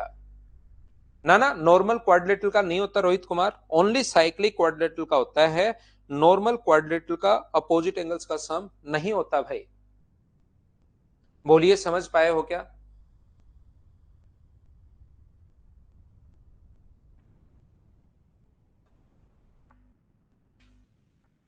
यहां पर ये कौन, अगर आप नहीं समझ पाए, क्या नाम है आपका भाई, जगदीश कुशवाहा, तो ये कौन 90 डिग्री है, ये कौन थीटा मान लो। तो दो ट्रायंगल के दो एंगल बराबर, एक तो वर्टिकली अपोजिट एंगल बराबर, दो ट्रायंगल के दो एंगल अगर बराबर हैं तो क्या तीसरा एंगल अपने आप ही बराबर होगा क्या? क्योंकि 180 में से घटाओगे। ये चीज, ये थ्योरम आप लोग याद कर लो भाई, ऐसे कर लो जगदीश, वो समझ में नहीं आया तो जगदीश और आनंद, दो ट्रायंगल के एक 90 है, 90 है क्योंकि 90 डिग्री एल्टीट्यूड, 90 क्यों है? क्योंकि एल्टीट्यूड डाला। ये कोण थीटा है, ये कोण थीटा है, क्यों? क्योंकि वर्टिकली अपोजिट एंगल बराबर। और फिर तीसरा एंगल निकालोगे तो 180 में से घटाओगे तो दो अगर बराबर हैं तो तीसरा अपने आप बराबर होता है, या आप लोग याद कर सकते हो।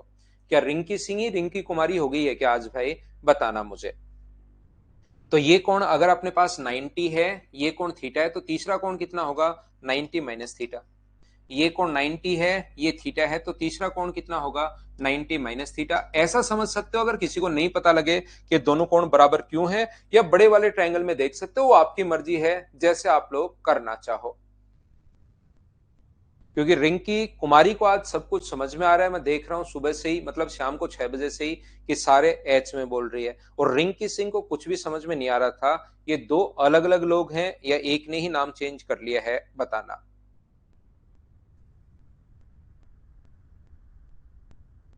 क्योंकि कल तो रिंकी सिंह था एक, आज रिंकी कुमारी है। तो क्या हम लोग आगे बढ़े?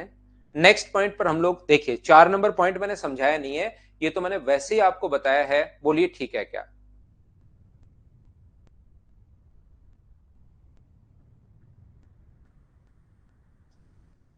नाम चेंज नहीं होता क्या इसमें? ठीक है फिर। रिंकी सिंह भी है वही क्लास में, और रिंकी भी है, रिंकी कुमारी भी है।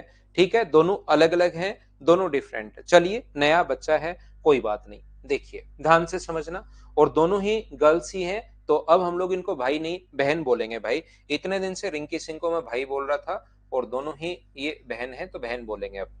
देखिए, मैं आपको क्या बताने की कोशिश कर रहा हूं, ध्यान से समझना आप लोग। अब आपको ये चीज थोड़ी सी कम समझ में आएगी।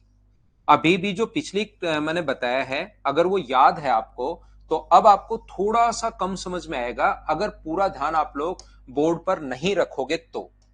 ये अपने पास कोई भी ट्रायंगल है ए बी सी, इसके सामने वाली जो साइड है अपने पास, किसी भी वर्टेक्स से सामने वाली साइड पर 90 डिग्री का कोण बनाने वाली लाइन एल्टीट्यूड, किसी भी वर्टेक्स से सामने वाली साइड पर 90 डिग्री का कोण बनाने वाली लाइन एल्टीट्यूड, और किसी भी वर्टेक्स से सामने वाली साइड पर 90 डिग्री का कोण बनाने वाली लाइन एल्टीट्यूड, और एक ट्रायंगल के तीनों एल्टीट्यूड्स जिस पॉइंट पर इंटरसेक्ट करते हैं उसको बोलते हैं ऑर्थो सेंटर। इतनी बात मुझे बताइए, क्या सब लोग जानते हो क्या? बताओ मुझे। हाँ, ये मेरी गलती थी, रिंकी सिंह और रिंकी का मैंने नाम नहीं पढ़ा, मेरी गलती, मेरी गलती भी। हाँ और ना बताइए, क्या सब लोग समझ पाए हो क्या? बताओ मुझे।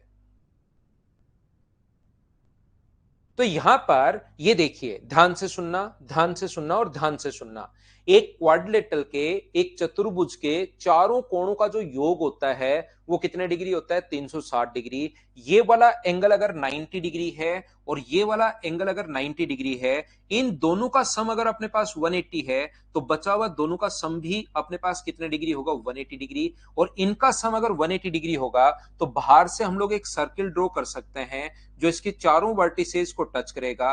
ये इस प्रकार से हम लोग एक सर्किल ड्रॉ कर सकते हैं। बोलिए, सब लोग समझ पाए हो क्या? हाँ और ना बताना। और ये कोण अगर अपने पास, एक बार मैं समझाता हूं, ये कोण अगर थीटा अपने पास है, ये वाला जो कोण है वो अगर अपने पास थीटा है, तो अभी बताकर आया हूं मैं पिछले पेज पर, ये वाला कोण और ये वाला कोण दोनों इक्वल होते हैं। वो अगर थीटा मानते हो तो थीटा होगा, 90 माइनस ए मानते हो तो 90 माइनस ए होगा, जो भी मानना चाहो। ये कोण थीटा है तो इधर वाला कोण भी थीटा होगा। बोलिए, सर्किल हम लोगों ने कैसे प्रूव कर दिया? क्या आप लोग समझ पाए हो क्या? ना ना, संजीव शर्मा अपने फर्स्ट रैंक नहीं आई भी, अपनी थर्ड रैंक, फोर्थ रैंक, यही रैंक आई है, अपनी फर्स्ट कभी नहीं आई।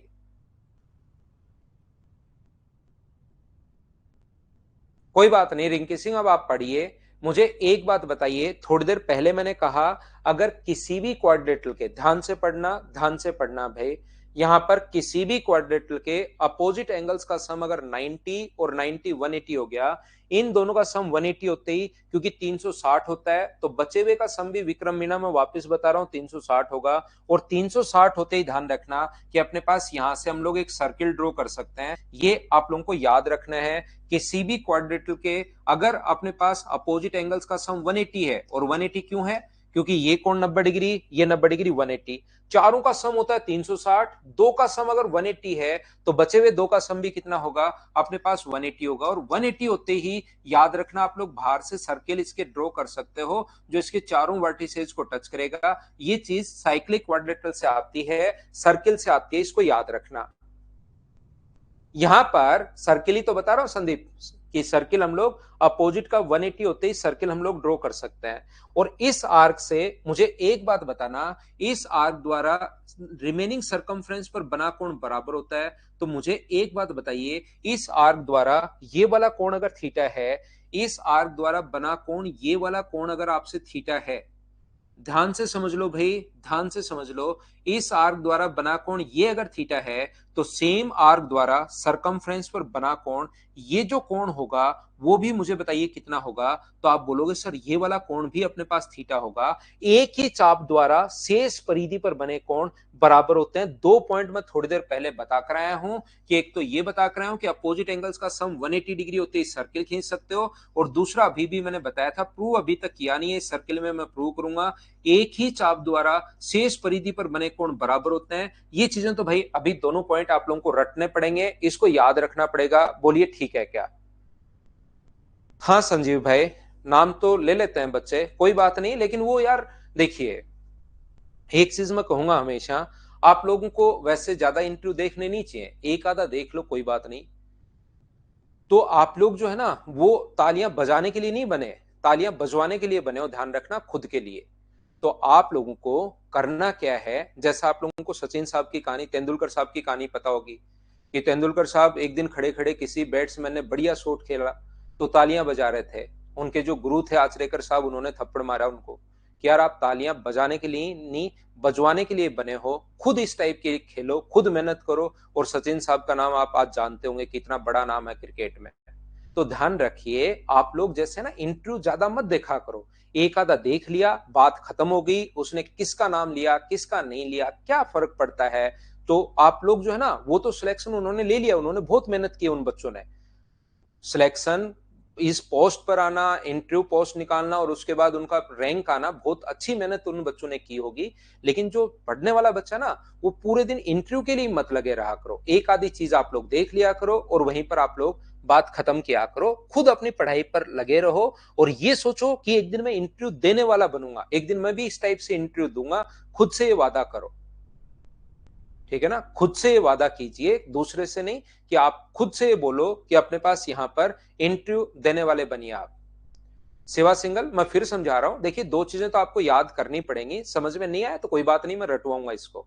ऐसा ये थोड़ा सा अपने पास इसका आज तक एक ही क्वेश्चन आया इस पर बेस्ड, नहीं समझ में आया, थोड़ा सा इंपॉर्टेंट, इंपॉर्टेंट तो नहीं कह सकते, थोड़ा एक लेवल से ऊपर की चीजें हैं, नहीं समझ में आया बाद में मैं रटवा दूंगा, सिर्फ आप उसको याद कर लेना। अभी जो मैं बोल रहा हूं उसको आप लोग देखते चलो, समझ में आया ठीक, नहीं आया तो उसको याद कर लेना, क्योंकि मैं तीसरी बार रिपीट कर रहा हूं। फिर नहीं समझ में आया तो कौन सा, हम लोगों को इसमें ऐसा तो है नहीं कि यही आएगा, उसका जो पॉइंट आएगा उसको मैं आपको रटवा दूंगा कि याद कर लो भाई।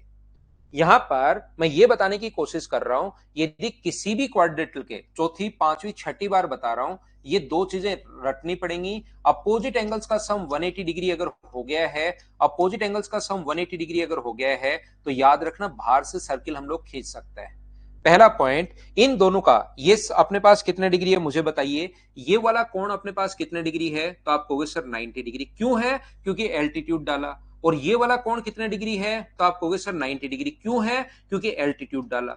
और मुझे बताओ किसी चतुर्भुज, अपने पास बी, ई, ओ और डी का एक चतुर्भुज के दो कोण का सम अगर 180 डिग्री है, 90 और 90 180, चारों कोणों का योग होता है 360 डिग्री। तो इन दोनों का सम अगर 90 90 180 है तो बच्चे हुए इन दोनों का सम भी क्या 180 हो गया है क्या? इस वाले एंगल का और इस वाले एंगल का सम कितने डिग्री हो गया है, 180 डिग्री हो गया है। और जैसे ही अपने पास 180 डिग्री होगा, जैसे ही अपने पास 180 डिग्री होगा तो याद रखना अपने पास बाहर से सर्किल ड्रॉ कर सकते हैं, मतलब इनको चारों वर्टिसेस को टच करते हुए एक बाहर से आप लोग सर्किल ड्रॉ कर सकते हो। मतलब ये समझाने की आपको कोशिश कर रहा हूं, बोलिए बिल्कुल ठीक है क्या? पहला पॉइंट ये मैंने बात बताई कि अपोजिट एंगल, और अपोजिट एंगल का सम 180 क्यों? क्योंकि 90 और 90 180 है, 180 होते ही इनका सम भी, बचे हुए का सम भी 180। क्या अब की बार तो आप लोग समझ पाए हो क्या? ये टोटल ऐसे 4 सर्किल बनेंगे, लेकिन मैं 2 ही बनाऊंगा आपको समझाने के लिए। तो मैं ये बताने की कोशिश कर रहा हूं कि इस आर्क द्वारा सरकमफ्रेंस पर बना कोण ये अगर थीटा है, इस आर्क द्वारा सरकमफ्रेंस पर बना कोण, ये कोण अगर थीटा है, ये वाला कोण अगर थीटा है, ये वाला कोण अगर थीटा है यहां पर, तो इस आर्क द्वारा सरकमफ्रेंस पर बना कोण ये भी अपने पास थीटा होगा। सिर्फ ग्रीन वाला सर्किल आप लोग देखिए, और ग्रीन वाला सर्किल अगर देखोगे तो ये कोण भी अपने पास थीटा होगा, याद रखना। और सर ये दोनों कोण बराबर क्यों है, थीटा और थीटा बराबर क्यों है? ऐसा मैं पिछली पॉइंट में आपको समझा कर आया हूं, मैंने यहां पर शुरुआत ही इससे की। मुझे एक बात बताइए आप लोग कि यहां पर ये वाला जो पॉइंट अगर ए है, ये वाला 90 है, 90 ए, तो तीसरा कोण ये कितना बचा? तो ये अपने पास बचा 90 माइनस एंगल ए। ये अपने पास 90, ये ए, तो त्रिभुज के दो कोण अगर दिए हुए हैं तो त्रिभुज का तीसरा कोण निकाल सकते हो क्या? 90 माइनस है, ये तो दोनों बराबर हैं, तो इसको भी मैं एक बार थीटा मान रहा हूं और इसको भी मैं एक बार थीटा मान रहा हूं। इसे दोनों बराबर हैं तो सिर्फ मुझे ये बताना है कि दोनों कोण इक्वल हैं, तो मैं थीटा मान रहा हूं इस प्रकार से।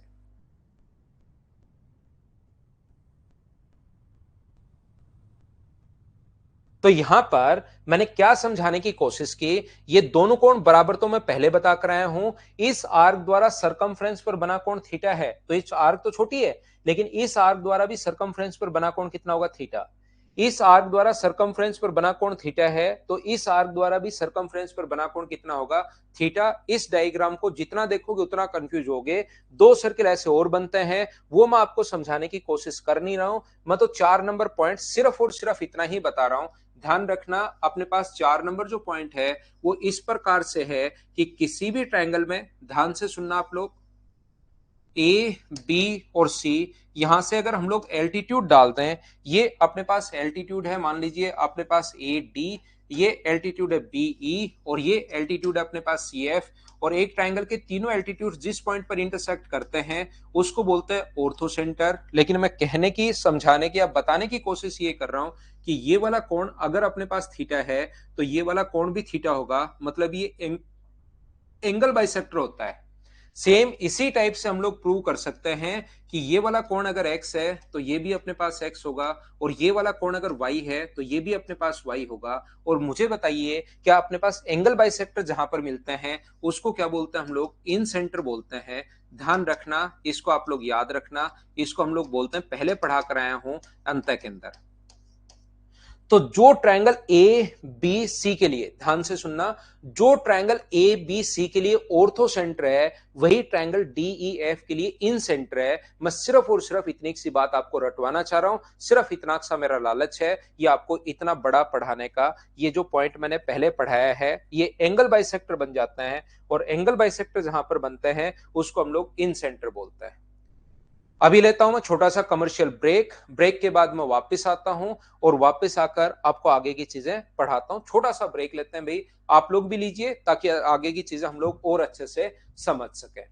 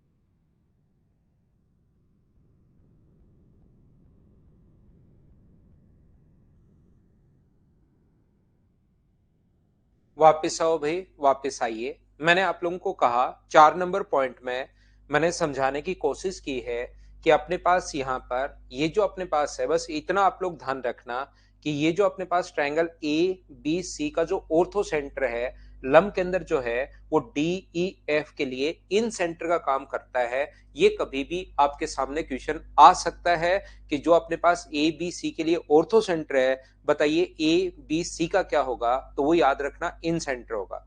रवि एक्स और वाई मैंने इसको देखकर लिखे हैं, ये दोनों कोण अगर बराबर है इसको मिलाने पर तो ये भी जरूर बराबर ही रहे होंगे। ये इस प्रकार से सिमेट्री से एक को प्रूव किया और बाकी दोनों उसी को लेकर लिख लिया है। देखिए ध्यान से समझने की कोशिश करना आप लोग। यहां पर पॉइंट नंबर 5 नंबर पॉइंट में आपको यह समझाने की कोशिश कर रहा हूं कि एक ट्रायंगल अपने पास ए बी और सी, देखना एक ट्रायंगल अपने पास ए बी और सी, ट्रायंगल के तीनों वर्टिसेस यहां पर मान लो इंटरसेक्ट करते हैं इस पॉइंट पर। ए बी सी कोई भी ट्रायंगल है और यहाँ के तीनों एल्टीट्यूड्स, तीनों शीर्षलंब यहां पर मिलते हैं त्रिभुज में। एक अपने पास ए डी है, दूसरा अपने पास बी ई है और तीसरा अपने पास सी एफ है। एक त्रिभुज के तीनों एल्टीट्यूड जिस पॉइंट पर इंटरसेक्ट करते हैं उसको बोलते हैं हम लोग ऑर्थो सेंटर। और अभी भी मैंने आप लोगों को बताने की कोशिश की है कि यहां से जैसे ही आप लोग इसको मिलाओगे तो ये मिलाते ही ये अपने पास एंगल के बाइसेक्ट होते हैं। ये वाला एंगल अगर अपने पास एक्स है तो ये वाला भी अपने पास एक्स होगा, ये वाला अगर वाई है तो ये वाला भी अपने पास वाई होगा, और ये वाला एंगल अगर अपने पास जेड है तो ये वाला एंगल भी अपने पास जेड होगा। बोलिए बिल्कुल ठीक है क्या? ये चीज मैंने बताई, बोलो ठीक है क्या? उम्मीद है आप लोग ये बात सभी लोग समझ पाए होंगे। क्या आप लोग इस चीज को समझ पाए हो क्या? बताओ मुझे। मैं आपको क्या बताने की, क्या सिखाने की या क्या कहने की कोशिश कर रहा हूं। एक ट्रायंगल अपने पास ए बी और सी, इस वर्टेक्स से सामने वाले साइड पर 90 डिग्री का कोण बनाने वाली लाइन ऑर्थो सेंटर है। तो एल्टीट्यूड है अपने पास, ये एल्टीट्यूड है ए डी, ये एल्टीट्यूड अपने पास बीई और ये एल्टीट्यूड अपने पास सी एफ। एक ट्रायंगल के तीनों एल्टीट्यूड जिस पॉइंट पर इंटरसेक्ट करते हैं उसको बोलते हैं हम लोग ऑर्थो सेंटर, यानी कि अपने पास लंब के अंदर। और इनको मिलाने पर ये जो अपने पास है यहां पर और यहां पर, इनको मिलाने पर जिस पॉइंट पर इंटरसेक्ट करते हैं, ये देखिए ये अपने पास x है तो ये अपने पास x है, ये अपने पास y है, ये अपने पास y है, ये अपने पास z है, ये अपने पास z है। बोलिए बिल्कुल ठीक है। इतनी बात अब तो समझ पाए हो क्या? बताओ कितनी बार बोल चुका हूं मैं।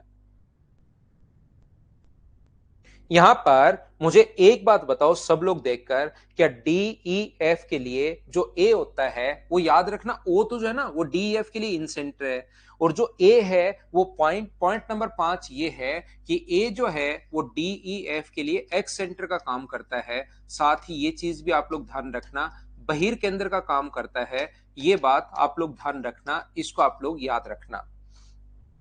ट्रायंगल डी ई एफ के लिए ए जो होगा वो एक्स सेंटर का काम करेगा। ये जो अपने पास डी ई एफ के लिए एक्स सेंटर 3 होते हैं, बी जो पॉइंट है वो किसका काम करेगा? एक्स सेंटर का काम करेगा, बहिर केंद्र का काम करता है। ये चीज आप लोगों को पता होना चाहिए, इस चीज को आप लोग ध्यान रखना। सी जो है उसके एक्स सेंटर का काम करेगा, बहिर केंद्र का काम करेगा। ये बात आप लोग ध्यान रखना, इस चीज को आप लोग याद रखना। सिर्फ और सिर्फ मैं आपको ये बताने की कोशिश कर रहा हूं, ये याद करना है, ये आपको रटना है। अब कोई बच्चा अगर समझना चाहे, देखिए मैं पहले तो कहूंगा इनको याद कर लीजिए, इनको रट लीजिए। फिर भी अगर कोई बच्चा चाहता है कि सर मैं समझना चाह रहा हूं ऐसा क्यों होता है, तो उसको मैं आप लोगों को बता देता हूं। हाँ, पैरेलल ट्रायंगल संदीप यही है। मुझे एक बात बताइए, सब लोग ध्यान से समझने की कोशिश करना, और मुझे एक बात बताइए, क्या अपने पास इसको आगे अगर मैं बढ़ा दूं, ध्यान से सुनना, इसको अगर मैं आगे बढ़ा दूं, ये पॉइंट एफ है, और इसको अगर मैं आगे बढ़ा देता हूं तो ये कोण अपने पास यहां पर 90 डिग्री अगर है, ये कोण अपने पास 90 डिग्री है, तो ये कोण भी 90 डिग्री होगा। बोलिए बिल्कुल ठीक है क्या? तो यहां पर और ऐसे वर्टिकली अपोजिट एंगल बराबर होते हैं। इसको अगर मैं आगे बढ़ा दूं इस प्रकार से, तो ये वाला एंगल अगर x है, ये वाला एंगल अगर x है यहां पर, तो ये वाला एंगल भी कितना होगा? तो आप बोलोगे सर x होगा। बोलिए ठीक है क्या? मुझे एक बात बताइए, ये कोण पहले से 90 डिग्री है, ये कोण पहले से 90 डिग्री है, ये कोण भी अपने पास 90 डिग्री है, 90 डिग्री और 90 डिग्री, ये कोण भी अपने पास 90 डिग्री है। वर्टिकली अपोजिट एंगल बराबर होते हैं। ये एंगल अगर अपने पास x है तो ये वाला भी x होगा। क्या बात समझ पाए हो क्या? हाँ ना बोलते रहो भाई। तो देखिए, पूरा कोण अपने पास 90 था, कंप्लीट एंगल अपने पास 90 था, और ये वाला अगर x है तो ये ऊपर वाला एंगल कितना बचा? तो आप कहोगे सर 90 माइनस x बचा। पूरा कोण 90 है, ये वाला अगर x है, ये बाहर वाला 90 था कंप्लीट, ये अगर x है तो ये वाला कितना होगा? 90 माइनस x होगा। इसका मतलब ये भी 90 माइनस x, ये भी 90 माइनस x, तो ये एक्सटीरियर एंगल बाइसेक्टर हो गया है क्या? आप कहोगे सर बिल्कुल जरूर, ये जो लाइन ऐसे हिलती हिलती जा रही है ये एक्सटीरियर एंगल बाइसेक्टर होगा, बाह्य कोण समद्विभाजक होगा। इस ट्रायंगल डी ई एफ के लिए आगे बढ़ाने पर ये एक्सटीरियर एंगल है, और exterior angle bisector 90 minus x, 90 minus x, इसलिए ये बाह्य कोण समद्विभाजक होगा। मैं एक बार फिर समझाने की कोशिश करता हूं, हो सकता है कोई बच्चा कम समझ पाया हो, नहीं समझ पाया हो, कहीं कोई प्रॉब्लम नहीं है। मैं मेरी तरफ से पूरी कोशिश करूंगा आपको समझाने की। मैं ये बताने की कोशिश कर रहा हूं आप लोगों को। मुझे एक बात बताइए, यहां पर ये वाला कोण ध्यान से समझना, इसको अगर मैं आगे बढ़ा दूं तो ये वाला जो कोण है ये पहले से ऑलरेडी अपने पास 90 डिग्री है, और ये अगर 90 डिग्री है तो बाहर वाला ये भी 90 डिग्री होगा। पहली बात, क्यों होगा 90? क्योंकि अपने पास एक स्ट्रेट लाइन पर बना जो एंगल होता है वो 180 डिग्री होता है। ध्यान से सुनना, यहां पर अपने पास ये जो है, यहां पर इसको आगे बढ़ाने पर, इसको अगर मैं आगे बढ़ा दूं तो ये वाला कोण अगर y है तो ये वाला कोण भी अपने पास y होगा। और मुझे एक बात बताइए, ये वाला कोण अगर y है, ये पूरा 90 है, तो ये वाला एंगल कितना बच गया? तो ये वाला एंगल अपने पास बच गया है 90 माइनस y। ये लीजिए, ये पूरा कोण अपने पास 90 है, बाहर वाला अगर y है अपने पास तो ये वाला कोण कितना बच गया? तो ये अपने पास बच गया 90 माइनस वाई। ये भी अपने पास 90 माइनस वाई है, और ये भी अपने पास 90 माइनस वाई है। 90 माइनस वाई, 90 माइनस वाई, क्योंकि y है पूरा 90, तो 90 में से y घटा दोगे तो मुझे बताओ ये जो लाइन जा रही है यहां से इस प्रकार से, कि एक्सटीरियर एंगल बाइसेक्टर है क्या? ओनली ट्रायंगल डीईएफ की अगर मैं बात करूं तो आगे बढ़ाने पर ये बाह्य कोण एक्सटीरियर, और 90 minus Y, 90 minus Y, exterior angle bisector जिस पॉइंट पर इंटरसेक्ट करते हैं उसको बोलते हैं हम लोग एक्स सेंटर। पॉइंट नंबर 5, क्या आप लोग समझ पाए हो क्या? अंदर वाला अपने पास जो होता है डीईएफ का ये ओ जो है वो इन सेंटर है, और डीईएफ के लिए बाहर वाले अपने पास एक्स सेंटर हैं। जो पहला पॉइंट मैंने पढ़ाया था इन सेंटर और एक्स सेंटर के बारे में, क्या प्रत्येक बच्चा इस चीज को समझ पाया क्या? बताओ मुझे। ये था अपने पास पॉइंट नंबर 5। उम्मीद है सभी लोग समझ पाए होंगे।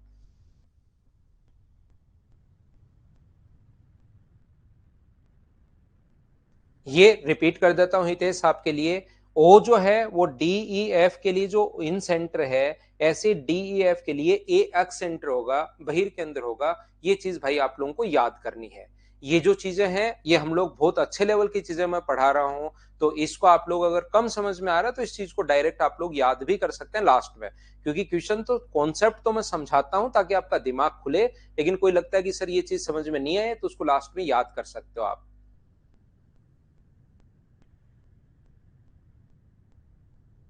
शिवा भाई, इंटरव्यू देने वाले बनो, मेरा नाम तो लो नहीं लो कोई फर्क नहीं पड़ता। जब तक देखिए कोई बच्चा नाम ले नहीं ले कोई फर्क नहीं पड़ता, अगर मैं मेरा काम ईमानदारी से करूंगा, जो मुझे पर्सनली लगता है सही बात मैं आप लोगों को बताता हूं। जब से मैंने पढ़ाना शुरू किया है मेरे पास आज तक स्टूडेंट्स की कभी कमी नहीं रही। जब जिस दिन से मैंने पढ़ाना शुरू किया फर्स्ट डे से, क्योंकि मुझे लगता है आज मुझे प्रॉब्लम नहीं है कि स्टूडेंट कहां से आएगा। रियल में एक स्टूडेंट को भी प्रॉब्लम है कि वो कहां से पढ़े ताकि उसका टाइम खराब नहीं हो जाए। पैसे की बहुत सारे स्टूडेंट्स ऐसे हैं जिनको प्रॉब्लम रहती है, और बहुत सारे स्टूडेंट ऐसे भी हैं जिनको पैसे की कोई बहुत बड़ी प्रॉब्लम भी नहीं है, लेकिन उनका टाइम खराब हो जाता है 6 महीने साल भर बाद में उनको समझ में आता है। और यहाँ पर भी ऐसे बहुत सारे स्टूडेंट होंगे जो कहीं पर फंसने के बाद उनको किसी ने बताया और उसके बाद यहाँ पर आए, तो वो ऐसे भी बहुत सारे स्टूडेंट्स होंगे जिनका 3 महीने 4 महीने 5 महीने 6 महीने खराब हो जाता है। तो एक स्टूडेंट को भी आज मेन प्रॉब्लम, क्योंकि इतना कंटेंट है, इतनी चीजें भरी पड़ी हैं कि बच्चे को समझ में नहीं आता कि मैं किससे पढ़ूं, कैसे पढ़ूं, कौन मेरा सिलेक्शन करवा सकता है, कौन ऐसा है जो रियल में जो चीजें आती हैं वो पढ़ा रहा है। तो ऐसे ध्यान रखना यहां पर। ऐसा मुझे मतलब पर्सनली लगता है कि मुझे प्रॉब्लम नहीं है स्टूडेंट्स कहां से आएगा, एक रियल में आज स्टूडेंट को प्रॉब्लम रहती है कि यार मैं कौन से टीचर से पढ़ूं ताकि कंटेंट तो मुझे सही मिल जाए। और मुझसे आज तक मैं मतलब बड़ी बड़ी नहीं फेंक रहा हूं, कोई भी आज तक जो स्टूडेंट मुझसे पढ़ा है, आप लोग देखोगे मैंने ऑनलाइन आया हूं और ऑनलाइन पढ़ाते हुए मुझे 4-5 महीने हो गए हैं, लेकिन यूट्यूब पर मैंने कोई बहुत ज्यादा वीडियोस नहीं डाले हैं कि मैं बड़े बड़े एडवर्टीजमेंट करूं, यूट्यूब पर मैं बताऊं कि पढ़ाने आ गया हूं, बहुत सारे मैं ऐड करूं, कहीं पर मैं पेड प्रमोशंस करूं, ये वो ऐसा मुझे करने की जरूरत पड़ती ही नहीं। क्योंकि मुझे पता है जो बच्चा एक बार आज तक मेरी क्लास में अगर आ गया और उसने ईमानदारी से 4-5 अगर क्लास ले ली हैं, तो उसका भाई, उसका बहन, उसका दोस्त, उसको कोई भी जो पढ़ेगा वो मुझसे ही पढ़ेगा, ऐसा मुझे पहले से ही पता रहता है। और सबसे बड़ी जो चीज होती है वो सिर्फ और सिर्फ होती है माउथ पब्लिसिटी। तो आज तक जो भी बच्चा मुझसे पढ़ा है, कोई भी स्टूडेंट पिछले 10-12-13 साल पहले भी अगर कोई पढ़ा है, तो उससे आप लोग पूछ सकते हो कि मैं कैसा पढ़ाता हूं। इसका सिर्फ और सिर्फ एक ही कारण है, मैंने मेरा काम हमेशा ईमानदारी से किया है। कभी भी मैं ये नहीं सोचता कि इस बच्चे का ये चीज गायब कर दूं, इसको मैं ये नहीं पढ़ाऊं, इसको मैं ये नहीं पढ़ाऊं। हमेशा मैंने अपना काम ईमानदारी से किया है। ऐसे ही आप लोगों का जो काम है इस टाइम पढ़ने का काम है। आपका काम है पढ़ाई का, पढ़ने का और पढ़ने का काम है। आप लोग अपना काम ईमानदारी से कीजिए, आपका सिलेक्शन 100% होगा। मैं आज तक ऐसे किसी भी स्टूडेंट से नहीं मिला हूं जिसने रियल में मेहनत की है और उसका सिलेक्शन नहीं हुआ। ऐसे किसी भी एक भी बच्चे को मैं नहीं जानता कि यार इस बच्चे ने तो मेहनत की थी, इसका सिलेक्शन कैसे नहीं हुआ। एक बार में हो सकता है 1-2 नंबर से रह जाए, दूसरी बार, तीसरी बार 100% उसका सिलेक्शन होता ही होता है। तो आप लोग ईमानदारी से अपनी मेहनत कीजिए। मेरा नाम लोगे तो भी मुझे कोई फर्क नहीं पड़ेगा, मेरा नाम नहीं लोगे तो भी मेरे ऊपर कोई फर्क नहीं पड़ेगा, क्योंकि मैं जो काम करता हूं वो मैं मेरा पूरा 100% उसमें देता हूं। कि मैंने ये नहीं कि यार इस क्लास में ये हटा देता हूं, इस क्लास में ये छोड़ देता हूं। मैंने पूरा जो भी जितनी भी चीजें टफ हो उसको भी धीरे धीरे धीरे धीरे प्रत्येक बच्चे को मैं समझाने की कोशिश कर रहा हूं। ठीक है ना। मैंने मेरी तरफ से पूरी कोशिश आप लोगों को करता हूं कि आप लोग बढ़िया तरीके से मैं समझा पाऊं। मैं मेरी तरफ से कोशिश करता हूं भाई। तो आप लोग भी नाम लो नहीं लो उससे कोई बड़ा ज्यादा फर्क नहीं पड़ता। कोई भी बच्चा जैसे सिलेक्शन, मुझे नहीं पता कि मैं कितने बच्चों का सिलेक्शन करवा चुका हूं। आज कहीं भी हम लोग जाते हैं, जैसे एयरपोर्ट वगैरह पर जाते हैं, तो सीआईएसएफ के बहुत सारे बच्चे मिल जाते हैं, वहां पर जॉब कर रहे हैं कि सर आप आए हो, तो वो मतलब लगभग पर ही मिल जाता है आजकल। तो मुझे इतना तो खुद को ही नहीं पता। देखिए ध्यान से समझना आप लोग सभी लोग, मैं आपको 6 नंबर पॉइंट ये समझाने की कोशिश कर रहा हूं, समझना। तो आप मेहनत करो भाई, मेहनत करो, आप अपना काम ईमानदारी से कीजिए। जिंदगी में हमेशा आगे बढ़ोगे। जो भी आपका काम है, इस टाइम आपका काम पढ़ने का है, दिन हो रही है, रात हो रही है, क्या हो रहा है क्या नहीं हो रहा है वो आपको पता नहीं लगना चाहिए। सिर्फ और सिर्फ आप तो अपना 100% पढ़ाई में दीजिए। भूख लगी हुई है नहीं लगी हुई है कोई फर्क नहीं पड़ता। आप लोग एक रूम में रह रहे हो, उसी में खाना बना रहे हो, उसी में सारा आप लोग वहीं पर रह रहे हो, वहीं पर लेटे हुए हो, साइड में एक गद्दा लगा हुआ है, उसी पर लेट जाते हो, पास में खाना बना लेते हो, पूरे दिन एक टेबल पर या नीचे बैठकर ही पढ़ते रहते हो, कोई फर्क नहीं पड़ता। जिस दिन इंस्पेक्टर बनोगे उस दिन लोग आपसे सुनना शुरू कर देंगे आपको। आपका परिवार, आपके आसपास के लोग, आपके दोस्त, आपके रिश्तेदार सब आपकी बात सुनेंगे। ठीक है ना। पढ़िए। अक्सर वो चीजें मतलब नॉर्मल हैं, वो हम लोगों ने बहुत पहले ही शुरू किया था स्टूडेंट्स के लिए। और मैंने 2 बार, एक बार 3rd रैंक आने के बाद, एक बार 4th रैंक आने के बाद, और मैंने उनको, हम लोगों ने, मैंने नहीं, मदर्स एजुकेशन हब ने उनको इनफील्ड गिफ्ट की थी। उसके बाद आजकल तो आप देख रहे हो कि आजकल कोई कुछ दे देता है, कोई कुछ दे देता है, कोई कुछ दे देता है। तो उस बात में तो मुझे फंसना है नहीं। लेकिन हम लोग 1 से 10 तक जो रैंक आती है सीजीएल में, उसको बहुत साल से ही देते हुए आ रहे हैं। यहां पर ध्यान से समझने की कोशिश करना, हमेशा याद रखना। वैसे सिमिलरिटी से आता है, मैं प्रूव करूंगा नहीं, ये चीज आप लोग याद रखना। AO इंटू OD बराबर अपने पास BO इंटू OE बराबर होता है अपने पास CO इंटू OF। ये याद कर लेना। ये सिमिलरिटी से आता है, समरूपता से आता है। अभी सिमिलरिटी मैंने पढ़ाई नहीं है, इस चीज को आप लोग ध्यान रखना, इसको आप लोग याद रखना। तो ये पॉइंट नंबर अपने पास 6 पॉइंट मैंने आप लोगों को पढ़ाए हैं, इनको आप लोग सीखना, इनको आप लोग ध्यान रखना। ये थी आज की हमारी क्लास। कल शाम को हम लोग फिर से मिलेंगे। Thank you, bye bye, take care, good night, शुभ रात्रि। रजत थोड़ा टाइम लगेगा जॉब के साथ, लेकिन भाई आपको हो जाएगा, घबराने की जरूरत नहीं है। 3 नंबर पॉइंट था ऑर्थो सेंटर पर बना एंगल 180 माइनस से, ए एंगल देने के बाद अगर वहां पर पूछे तो आप 180 में से घटा दिया करो। Bye bye, take care, good night, शुभ रात्रि।